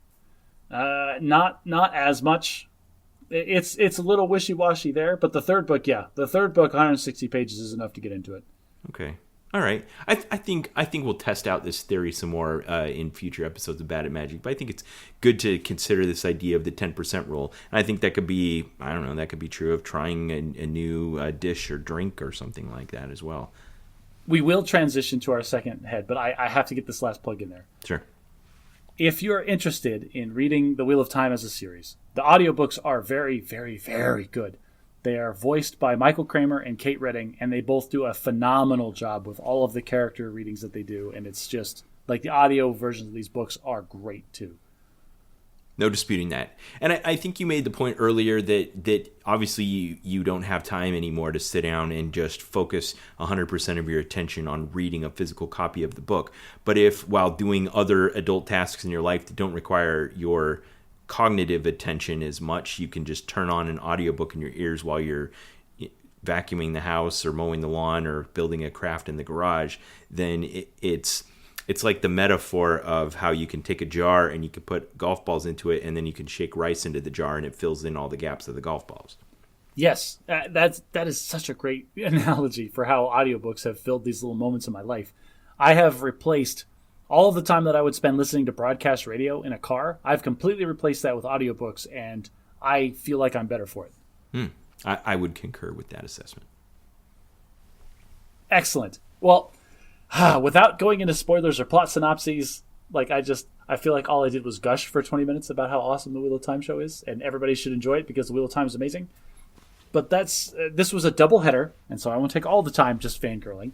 Okay. And the other thing that we watched and consumed this week was Tick, Tick, Boom. So we'll set aside some time in a future podcast to actually review the content. We'll, again, according to our ethics of what we consider to be sufficient time to not spoiler, if you're going to watch The Wheel of Time, at some point in the future, we'll actually talk about the content of it once it's all out.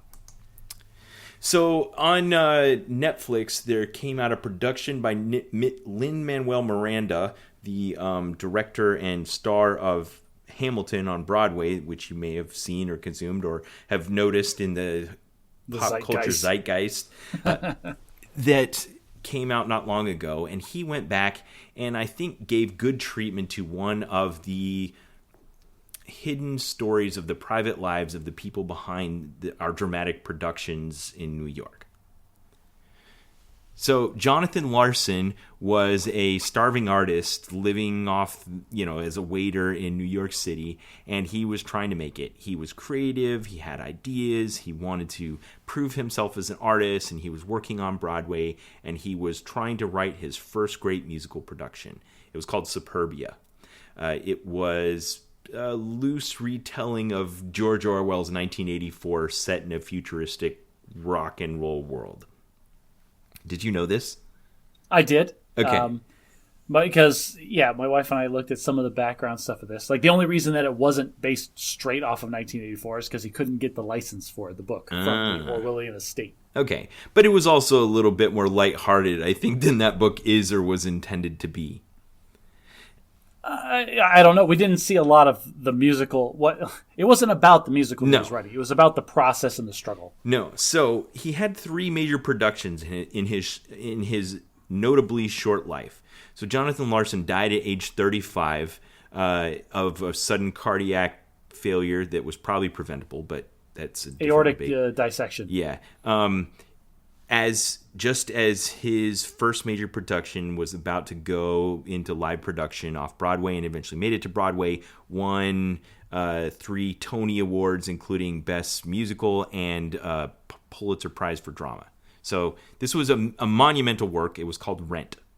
But before Rent, he tried to produce Superbia, and he'd worked on it for 8 years, and that's where we entered this, which eventually became Tick, Tick, Boom, which is a semi-autobiographical production of a rock monologue he wrote that was originally called 3090, then it was called Boho Days, later became Tick, Tick, Boom, but it's basically the story of him trying to get Superbia to transition from a brilliant idea on paper into a production on Broadway. So let's be clear. This is a guy who writes musicals, tried to write a musical and get it sold. It didn't go well.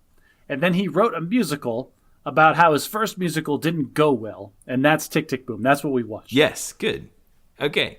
So it's so incestuous. It is, and you can see the same thing in Hollywood. This is the Broadway version of what we see in Hollywood all the time, like La La Land. What do they know better than their own lives of trying to make movies? So it's a movie about trying to make a movie. Well, this is a musical about trying to make a musical, right? Yes, it is. So occasionally, the people in the musical break into song in real life, like would never happen. But I don't know about you, but it really works for me. If you liked La La Land, you'll like Tick, Tick, Boom. So is this the part where I get to talk about how I felt about Tick, Tick, Boom? Yes, go ahead. Okay. So I texted you in the middle of the movie like, oof, Ben, this is a struggle for me, buddy. That kind of surprised me because I know you guys were really digging Hamilton, and I thought you would like this. So I've thought about it a lot, and I have condensed my feelings for this movie into one dramatic monologue. Would you like to hear it? All right, I'm ready. Okay, here goes. I worked super hard on a thing, and nobody liked it, and I have so many feelings. Like, that was the entire musical. start to finish. That was fantastic. I will not disagree with that in the least. That's exactly what this was, and it was still enjoyable. So I'm watching this movie, and like there was parts where it was like difficult to follow, where I felt like the music was like very much shoehorned in. They did a musical where he was waiting, like there's this big dramatic storyline that's taking place where he has to write a song in the next like 3 days because his production's being put on in a workshop or whatever, and he has to have a song for it. And then he's having problems with his girlfriend, but he has to go to work. And then we break into this big, cheery Broadway-y number about serving Sunday brunch at his restaurant. And then we go back to the intense. It's like, what the crap was that? Okay. We spent like 5 minutes on a musical number that had nothing to do with anything. I see how that could be uneven. And there was a lot of Broadway fan service happening there. Did you happen to look any of that up? My wife was the one that noticed, like, wait a minute, those two people, those are people. And apparently what we surmised after watching it again is that everybody in that restaurant must have been somebody famous from Broadway at the time that they were doing that musical. You nailed it. That scene, the Sunday brunch scene in particular, I don't think was in the original rock monologue. This was Lin-Manuel doing a blowout, traditional Broadway-style production number filled with a who's who cameo. I mean, the list of the people in that cameo is in the 3 dozens. Wow. Including Felicia Rashad from The Cosby Show growing up, Bernadette Peters, Andre DeShields, Brian Stokes Mitchell. It just on and on and on. The girls who played the Schuyler sisters in did you notice them from Hamilton? Yes. Yeah. Yeah. And I totally agree with what you say about that being uneven. I enjoyed it in its own merits. Like if you just want to go on YouTube and watch the scene from Tick Tick Boom called Sunday, it's great. So the entire movie, here's the problem, Ben. My problem with the movie, and I figured this out after the fact, watching it, why I struggled like appreciating and like really getting into it the way I usually get into media like this, is because I inherently disagreed with the protagonist at every turn. Really? The protagonist is Larson, and he's writing this musical, and like it's the most important thing in his life. And I find myself, like, when he's having a big argument with his best friend, the guy who sold out and is now a marketing executive for some firm, I find myself siding with him on the argument. Like, yeah, Larson, wake up, dude. And Larson's like, oh, at least I'm not a sellout. I'm out here trying to do things that are important. And Michael, the best friend, goes, oh, you're writing songs in your living room. You're not saving the rainforest. Get off your high horse. I'm like, thank you. That's exactly what this guy needs. He needs to get slapped in the face with, shut up, you bleeding heart artist. You're like, you think that you're doing this amazing, wonderful thing, and that's great. But at the same time, your life is falling apart. Like, open your eyes and look around for 5 seconds. I know your musical is very important, but you are literally going to die without power, food, or anybody to care about you if you don't like acknowledge the existence of the real world for 10 seconds.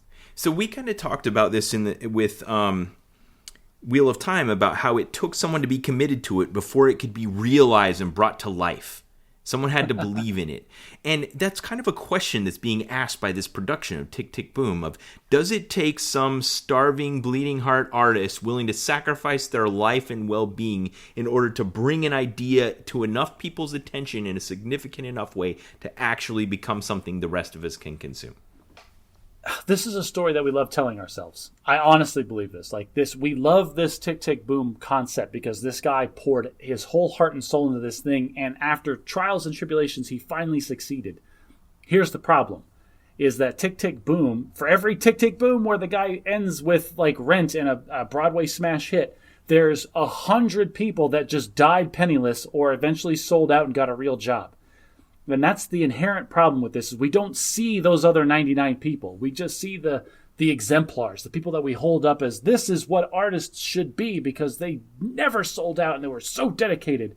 But they don't see all of the people that failed at that because socioeconomically there just isn't enough demand for art to support all of the people that want to be artists. So I like what you're saying right now, and I think it applies so broadly we don't even have to constrain it to art.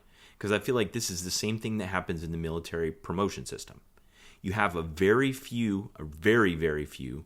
Like I remember them telling us in our graduating class in officer training school, there are 160 people in this room. Odds are one of you will become a general officer. Yeah, and the rest of you, we just don't have room for. But your whole career, they spend trying to tell you how to become that one guy, even though only one of those 160 people is ever going to be it. So is there value in still trying to have you strive towards the ideal, even though statistically you're not going to? We can have a very tangential rabbit hole conversation about how striving to be a general officer makes you a worse middle grade officer. But yes, you're right. It begins with what you and I probably agree is a false assumption that trying to be a general officer and failing is desirable.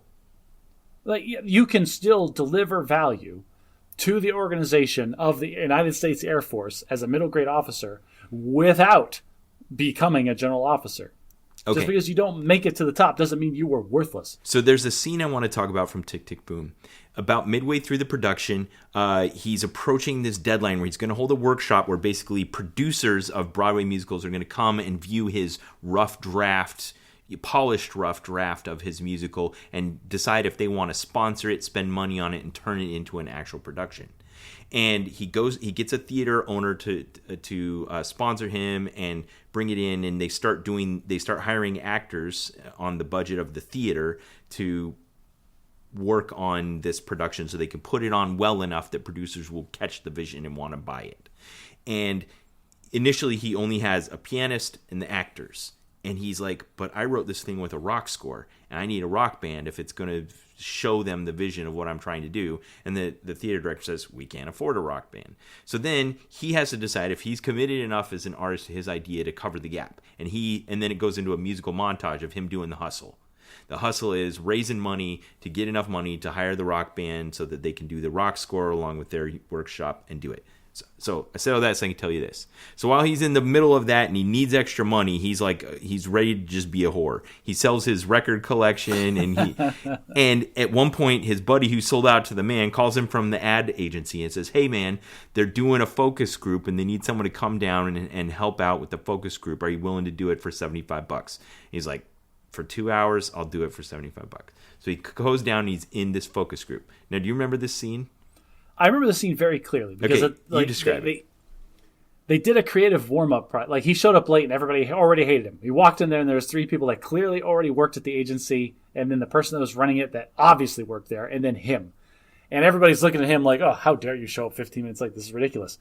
But he rolls in, and then they start doing like some warm-up exercise. Where it's like, I'm going to say something that reminds you of America. Yeah, and they're saying just the worst. It was deliberately bad. They were like, flag. It's like, oh, George Washington. That's really good. That's a good one. I'm writing that one down. And it's like, what is this, kindergarten? And then him, being an actual artist, came up with very vivid imagery. And immediately, he is the center of attention. Like, holy crap, you are amazing. A drive through the countryside at sunset. And they're like, what? This is good. Yeah, it's like, wow, that's so poetic. And it was really stroking his ego. So they start to gain momentum, and then they shift the focus of the working group from the warm-up exercise to the actual reason they're there. Well, before that, like, he has this moment where he's talking to the camera. He breaks the fourth wall, and it's like his inner monologue is like, I could do this for money. Like, I could get paid. I could have a nice car and a nice apartment and not have to worry about where my next meal is going to come from. And all of this praise, and people would love me. Like, this could be a thing. And he's like getting really excited. And then they transition. Like, now we're going to come up with a name for a product that is a fat-free oil substitute. Now, there are some side effects that I am required by legal to inform you about. And, like, it was bad. Yeah. Like, it ended with... It can make all your hair fall out, and it can give you bloody diarrhea. A handful of people have been hospitalized for several days for toxic shock syndrome, but most of them recovered.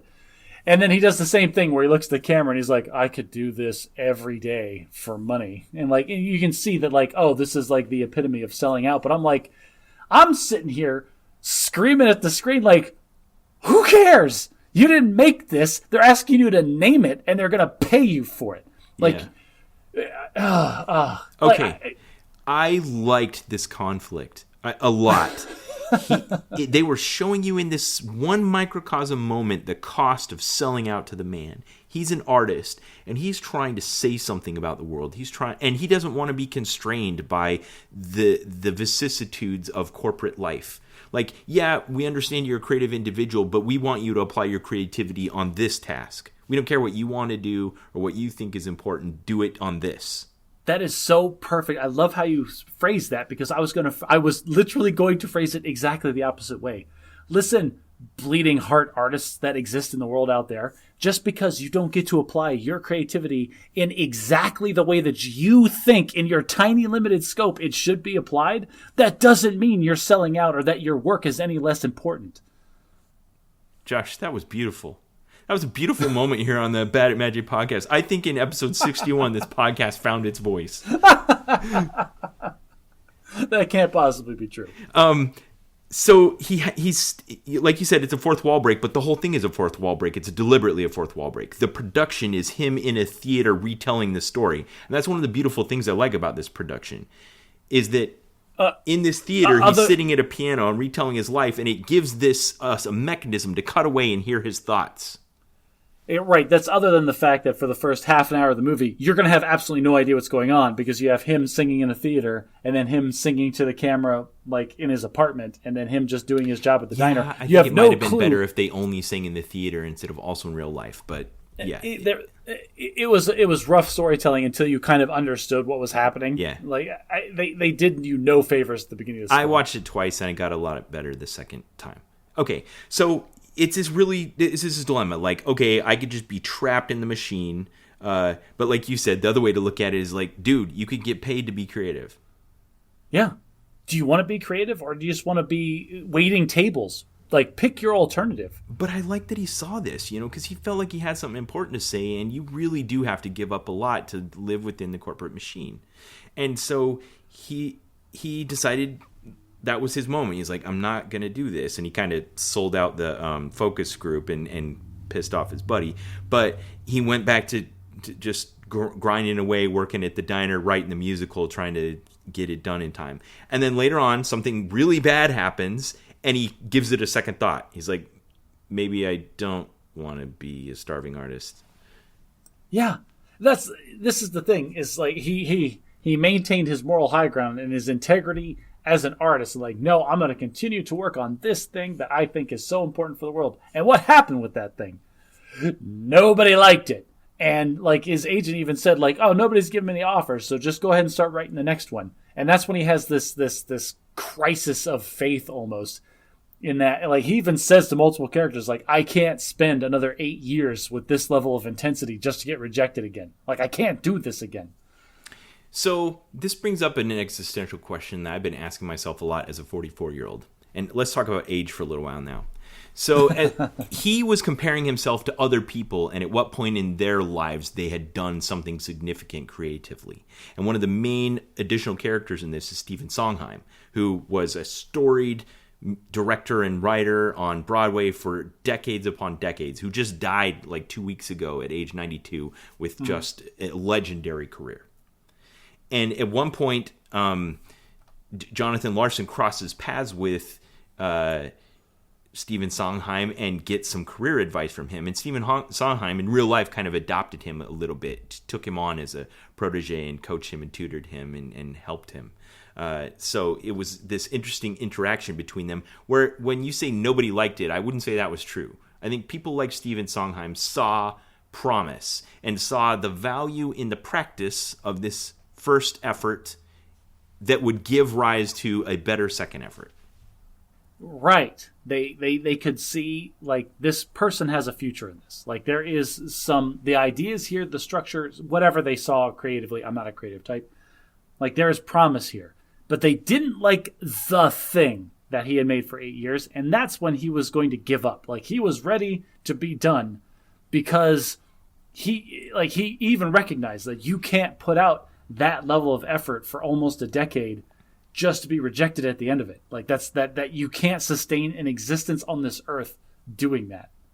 And there's a truth to that. We have certain segments of our society where we're willing almost to sacrifice someone on the altar I think this, like, whenever I watch a spy movie and they go through the dialogue they have where they're like, aren't you ever going to settle down? Aren't you ever going to have a family? Aren't you ever going to fall in love? And they're like, no, I sold out to the queen. Like, this is it for me. I have to sacrifice my entire life to keep you safe, keep other people safe. We tell those stories because we like those stories. We like to think that there are people in the world that are willing to take these values that we hold in society and put them higher than their own self-preservation. This is a fascinating thought. Are you saying that doesn't exist? It does exist, but not to the extent that we see in Hollywood. Because that same ethic was in the Wheel of Time. The warders they were sitting around the campfire. We had the outsider come in. She's like, so you guys are warders. What do you do? And they gave her that lecture you just said. Yeah. And again, we give up our entire life for this because it's so important. This is a story that we like telling ourselves, but we don't like being the subject of it. We don't like being called upon to be like, you need to put this value higher than anything else in your life. We don't want to be that person. We respect the people that do it, but we don't want to be that person. So do you think we write stories like this and tell stories like this and even select for them? Because I went and did some research on Jonathan Larson, and there's a lot of things he changed in this. I don't know if it's him or Lin-Manuel Miranda, but they kind of softened the edges of it and made it more poignant than it actually was in real life. You think we do this on purpose to try to encourage people to do this, to sacrifice themselves on the altar, to produce something creative or keep us safe? Oh, no, I think it's much more based than that. I think we tell these stories because these are the stories that get told. It's the meme idea. It's that if you have two movies about a spy, one of them where he upholds the law and the rule and the queen, and he sells his life out for the protection of the land or whatever, versus the CIA middle manager that just goes in and grinds out his day at work every day. Like, one of those is going to sell more tickets at the box office than the other, and so that's the thing that gets perpetuated in the storytelling business. Yeah. Okay, I get that. Now, one of the main plot points in the movie was that he was coming up on his 30th birthday, and just that idea of that milestone and comparing himself to other people that were 30 and what he'd done and what he hoped to have done. Was your 30th birthday a crisis for you, or have you had one that you felt like that? Now we're talking like existential midlife crises. Yeah, that's kind of what it was. So I feel like I had that crisis between the age of 30 and now. Like, slowly in increments over the last 8 years, I feel like I have come to multiple realizations that the world is not what I expected it to be, and the world is not going to conform to my expectations. And so therefore, I'm the one that has to change and rearrange how I derive value in my existence in order to be happy. And is that about shaping your circumstances or just redefining the way you feel about it inside of yourself? The second one. Like, I just have to recognize that what I have is good enough is a bad way to describe it, but that's really what it is. Like, I love my family. Everything that I do with them is wonderful. I make enough money to supply them with most of what they could ever want for. We're not wondering where our next meal is going to come from. We have all the shelter and food utilities that we need and a bunch of luxuries that we don't. And why am I so... Then I have absolutely no right to be dissatisfied. I was just talking about this with somebody the other day. Like, this is the great lie that we tell ourselves through media, through stories, through books, through everything that we consume that isn't our direct experience, is we build up the world and your existence in it to be this wonderful, great, and gigantic thing. When in reality, there's only going to be a handful of people that have lives that we raise up on pillars like, oh, look at Jonathan Larson, this guy who never sold out, and he is amazing. And everybody strives to be that. All of these musical producers strive to live this life. But the reality is, like, that happens so infrequently to so few people that should not be held up as the exemplar. Like, your level of success, like, even in this movie, Jonathan Larson's level of success should not be Stephen Sondheim. He should not hold himself up to a pillar of his entire industry and compare himself to that and be dissatisfied when he fails to meet those expectations. The same thing applies across the board. You, Ben Rich, can't look at the one general officer that exists in your career field, and because you weren't that guy, you're a failure now. Like, that's absolutely false, and we need to stop telling ourselves that. I definitely agree with that, and it's interesting how it's become clear over the course of this discussion that you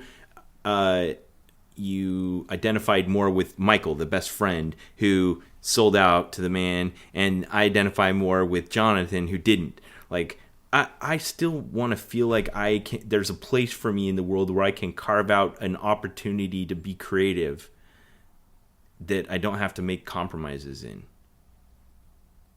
I mean, yes, but you're not going to make money or sustain your existence doing that. And as long as you have those two ideas separate in your head, then you'll be fine. It's kind of both, though, because he wanted it. He wanted to write a great musical, but he didn't just want to write a great musical and stick it in a box. He wanted it to be on lights on Broadway and get money and fame because of it.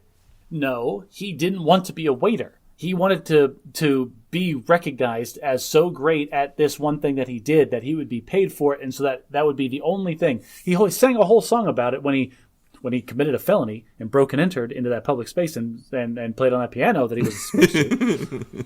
But he sang a whole song about how this is a great way to spend a day, and this is all I want to do. It's like, and early in the movie, he's like, at what point do I become a writer who waits tables? Do I transition to being a waiter who writes as a hobby? Yeah. You can be a guy who writes musicals as a hobby and still get discovered. Like, those aren't, like, he didn't want that. Like, he didn't want to, like, have a job and then do this as his passion on the side. He wanted his passion to be his 100% his whole life. That's the part that I think is unrealistic. You're right that we hold those up. I think it's easiest to see this in, like, professional sports. The ones that made it are right out there in front.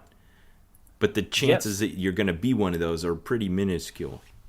For every NFL player that you see, how many, thousands of kids wanted to be that and failed at some point, or got hurt, or spent way too much time focused on that instead of other things that could have made them maybe not just as happy, but I don't know. Like, what's the lesson you're trying to say from a utilitarian point of view? I mean, should we try to set up a system that just determines careers based on a normal bell curve and be like, look, man, you got to focus on the middle of the curve here?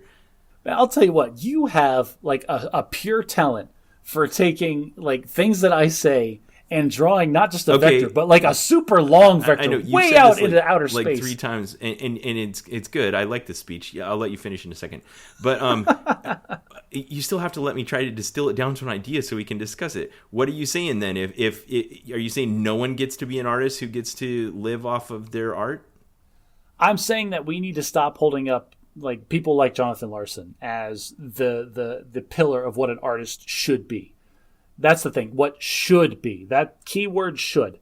If you are an artist and you are creative and you can and you're so talented that your work allows you to be a full-time artist, then that's wonderful.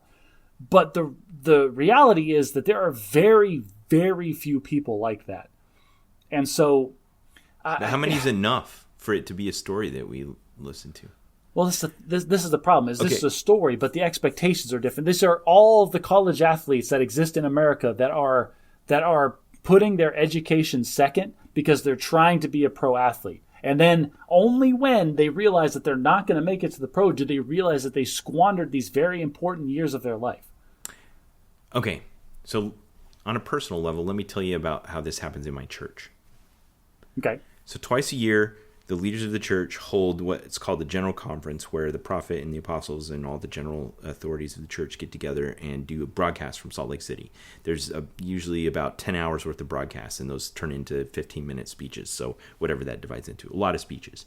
And typically in those speeches, they'll tell stories of real members in the church and their experiences in life. But they tend to kind of cherry-pick the stories that are the examples of these kinds of things. The professional athlete or the artist who made it kind of thing in a religious way. Like, here's a guy that was living his religion so completely that this miraculous thing happened in his life. I'll give you an example of one that stands out in my mind. There was a guy in South America who was the leader of the boys, and he had one boy that wasn't coming to church because he liked to surf, and so he didn't come to church. And that Sunday, when all the boys showed up and the surfer wasn't there, the leader went down to the beach and saw him out in the water, and he waded out in the water in his Sunday clothing to talk to the boy and get him to come to church. And they tell us this in general conference. And I hear something like that. I'm like, what are we supposed to do with that? Like, what did they want us to, they picked this 0.1 top percent level example of behavior. And then did they just want everyone doing all that kind of thing all the time? Like, what? You should be willing to walk out into salt water and ruin a very expensive set of clothing to try to have one chance to get through to one person. That's what they're trying to tell you, Ben. Right. And at the end of that story, he did get through to the person, and the person started coming back, and his life was changed and all that kinds of things. And they're not saying, I know they're not saying everyone needs to do this, but the question is it more beneficial or more detrimental to hold up those 1% examples? Could we lower our sights a little bit and maybe show a 90% example, accomplish the same thing, and give a more realistic expectation? So here's the problem, is that's the story that they tell, because that's the story that resonates. That's the story that we like to hear and tell ourselves about, because we don't want to hear about the average Joe. We want to hear about the 0.1%. Yeah. The stories that they should be telling, though, is like, there was a man named Bill, and Bill was asleep on Sunday, and his alarm went off, and Bill thought long and hard that he could just hit the snooze button and get up late and not go to church, but he decided to get up and go to church instead. And everybody should be like Bill. Like, that's the story that should be told, but doesn't, because who cares about Bill and not hitting the snooze button? That's funny, because my wife told that story once in church. The one you just said. I'll tell you how she told it. It was when we were, I think we'd had all 6 kids at this point, but we still had like 3 in diapers or something like that. And we had early church. And that's a logistical nightmare. And it had been a late night. And one morning, the alarm went off, and I hit the snooze button. My wife's alarm went off, I hit the snooze button. I rolled over and I looked at her. I'm like, let's just go inactive today. Inactive members of the church, I presume you mean? Yes. It's a buzzword that means somebody that's technically a member of the church but doesn't go. And she's like, okay, I'm getting up. And we got up. And that was the story she told. It was just like you said. It was Bill. Be like Bill. But that's all any of us do in our lives. We just put one foot in front of the other. But I guess the stories you want to hear are the superstars, the ones who made it. That's the great American. Sell out to the man. I know, Ben. This is the thing. This is part of the system that we are stuck in. This is part of the wheel that we run on every day. It's this lie that society that we tell ourselves, and that society tells us through media, is that if we work hard and we're truly dedicated, then maybe one day we could be part of this 0.1%. Never mind the fact that most of, if we're talking about professional athletes, everything that they have to do is dealt with genetics and everything that they've done up to their whole life up to that point. Not to mention the fact that there are so many perfect alignments of opportunities that have to happen at exactly the right times for people to get to where they are. Outliers is a great book for pointing that out, where Bill Gates isn't Bill Gates because he's just But I think genius. The point of stories is like that is to say, so nobody can make it, so everybody just give up. But that's the thing. If that's the story we told, everybody would stop running on this hamster wheel that keeps everything, all of modern society, going. So instead, we hold up these exemplars, we put them on pillars, and we say, this is what you should all strive to be. And you know what? In the effort, in the act of us all striving to be that person on that pillar, we just perpetuate this system that goes round and round, buddy. Yeah. Well, I think in our zeal to do that, we also do some things that are a bit unethical, and we purge the stories of some of the critical details. So Jonathan Larson, there's this scene where he's got 1 day left before he has to write one more song for his musical, or it's all going to fail. And his girlfriend comes in the room and wants to have a define the relationship conversation while he's stressed out about trying to force creativity, which is a whole discussion on its own. Can you force creativity? There's a great Calvin and Hobbes comic about it. What's the right mindset to be in order to force creativity? Last minute panic. So you could tell that was Bill Watterson leaking through onto the page there. But she comes in and she has this define the relationship conversation initiation. Then we cut back to the theater, and we've got a dark stage with a spotlight on 2 people, a man and a woman. And they sing this proxy conversation for define the relationship conversation. You said that I said that you said that I didn't think that what you thought was the right thing. I was so frustrated in that scene because the juxtaposition was a little too much for me, because the song is very lighthearted and the acting of the song and the singing is very comical. It's like, oh, I was afraid that you were afraid that I was afraid of fear of commitment. And like this is very intricate and very fascinating wordplay that's happening on the one side. And then you get a jump cut over to a very dramatic, very heavy emotional scene. And like, I couldn't hold the two in my head at the same time. Like I wanted those scenes to take place separately so I could devote my full attention Well, to them. I'm sure if you went to the stage play, you'd only get the one. But it worked for me. I get the idea that they were going for there, but it just fed back into like in that whole like define the relationship conversation was happening like and he's just like, I can't have this conversation right now. And right there, you have already decided that the work that you are doing is more important than whatever it is that you have with this person that you think you love. Yes. All right, so I want to talk about some broad things about this production because I want to endorse it. If you have Netflix, go watch Tick, Tick, Boom. I think it's enjoyable. The music is fantastic. The production is really interesting. If you're at all a fan of any kind of theater, I think you'll enjoy it. There's so many themes in it that I think are just really taken on in a way that's really like real life. Oh, I didn't land my plane on the relationship thing. The relationship thing was his girlfriend was kind of this cipher that just wanted him to decide if he was going to love her more, and he couldn't make up his mind because he was making his art more important. But when I actually found out about their relationship, she like cheated on him constantly and eventually left him for a woman.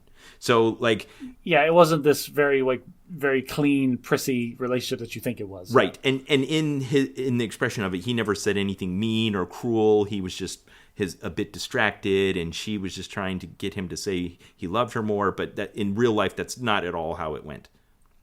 So, to wrap up the conversation, at least from my perspective, if you like musicals, this was a decent one. Like, Andrew Garfield was really great in it. Like, I liked the acting. Fantastic. The music was also very good. I do not like the story at all, because the story is basically a creative type complaining about how people don't appreciate his creativity. Your synopsis nailed it. The entire time, yeah. So, there are themes of failure, criticism, self-fulfillment, love, artistic inspiration, your dreams, aging, your relationship with your friends, AIDS in the 90s. Yeah, I get that, but like I can't count the number of times I said, "Oh, dude, just suck it up," like out loud watching this movie. Like, really? Seriously, just suck it up, guy. Yeah. Priorities, acting, getting let down by people, letting other people down, making art, running out of time. It just... So many of those, it was one of those things where not all of those connected with me, but enough of them did that I'm going to give it a good, strong recommendation. I like that you were Michael and I was Jonathan. 100% would have sold out at the first opportunity. Yes, definitely. That was another thing. Those two, they depicted them as having met in childhood, lived to, been in musical productions in elementary and high school, and then became roommates in New York City, when in actuality, none of that was true. Oh, yeah? They were just friends in New York, but they didn't have all that background together. And that was interesting to me because friends, we aspire for our personal relationships to be like this idea like that doesn't actually exist. We only see it on stage and TV and in books and movies and stuff. But in real life, people's lives are messy, and they don't always live in the same neighborhood with the same people for 40 years and become roommates together in the big city and pursue their dreams together. Yeah, but we don't like those stories, Ben. Like this is kind of like, I feel like I've been beating this drum the whole conversation. The stories we tell ourselves are not what actually happens in real life. So the musical ends with the song Cages or Wings. Actions speak louder than words. And you can hear all these questions almost resonating from the grave, since Jonathan Larson would still be with us today if he'd gotten good medical care. Where he, the idea of being wrong as rain. Why should we try our best when we could just get by? Which is kind of what you were saying. Why do we stay with lovers when we know deep down it just isn't right? Why would we rather put up with hell than sleep alone at night? Why does it take a catastrophe to change? And that's the one that resonated the most with me. So if you ever asked yourself any questions like that, and you want to see someone grapple with it in a fun and interesting scenario where people break it out in a song at any moment, give Tick, Tick, Boom a try. Ben, do you need to have a conversation? Do we need to stay on the podcast after we're done recording here? Like, it sounds a lot like you're having some existential crises, and we need to hug it out. Another one is good feedback is hard to come by. What an excellent transition. Please, by all means, continue.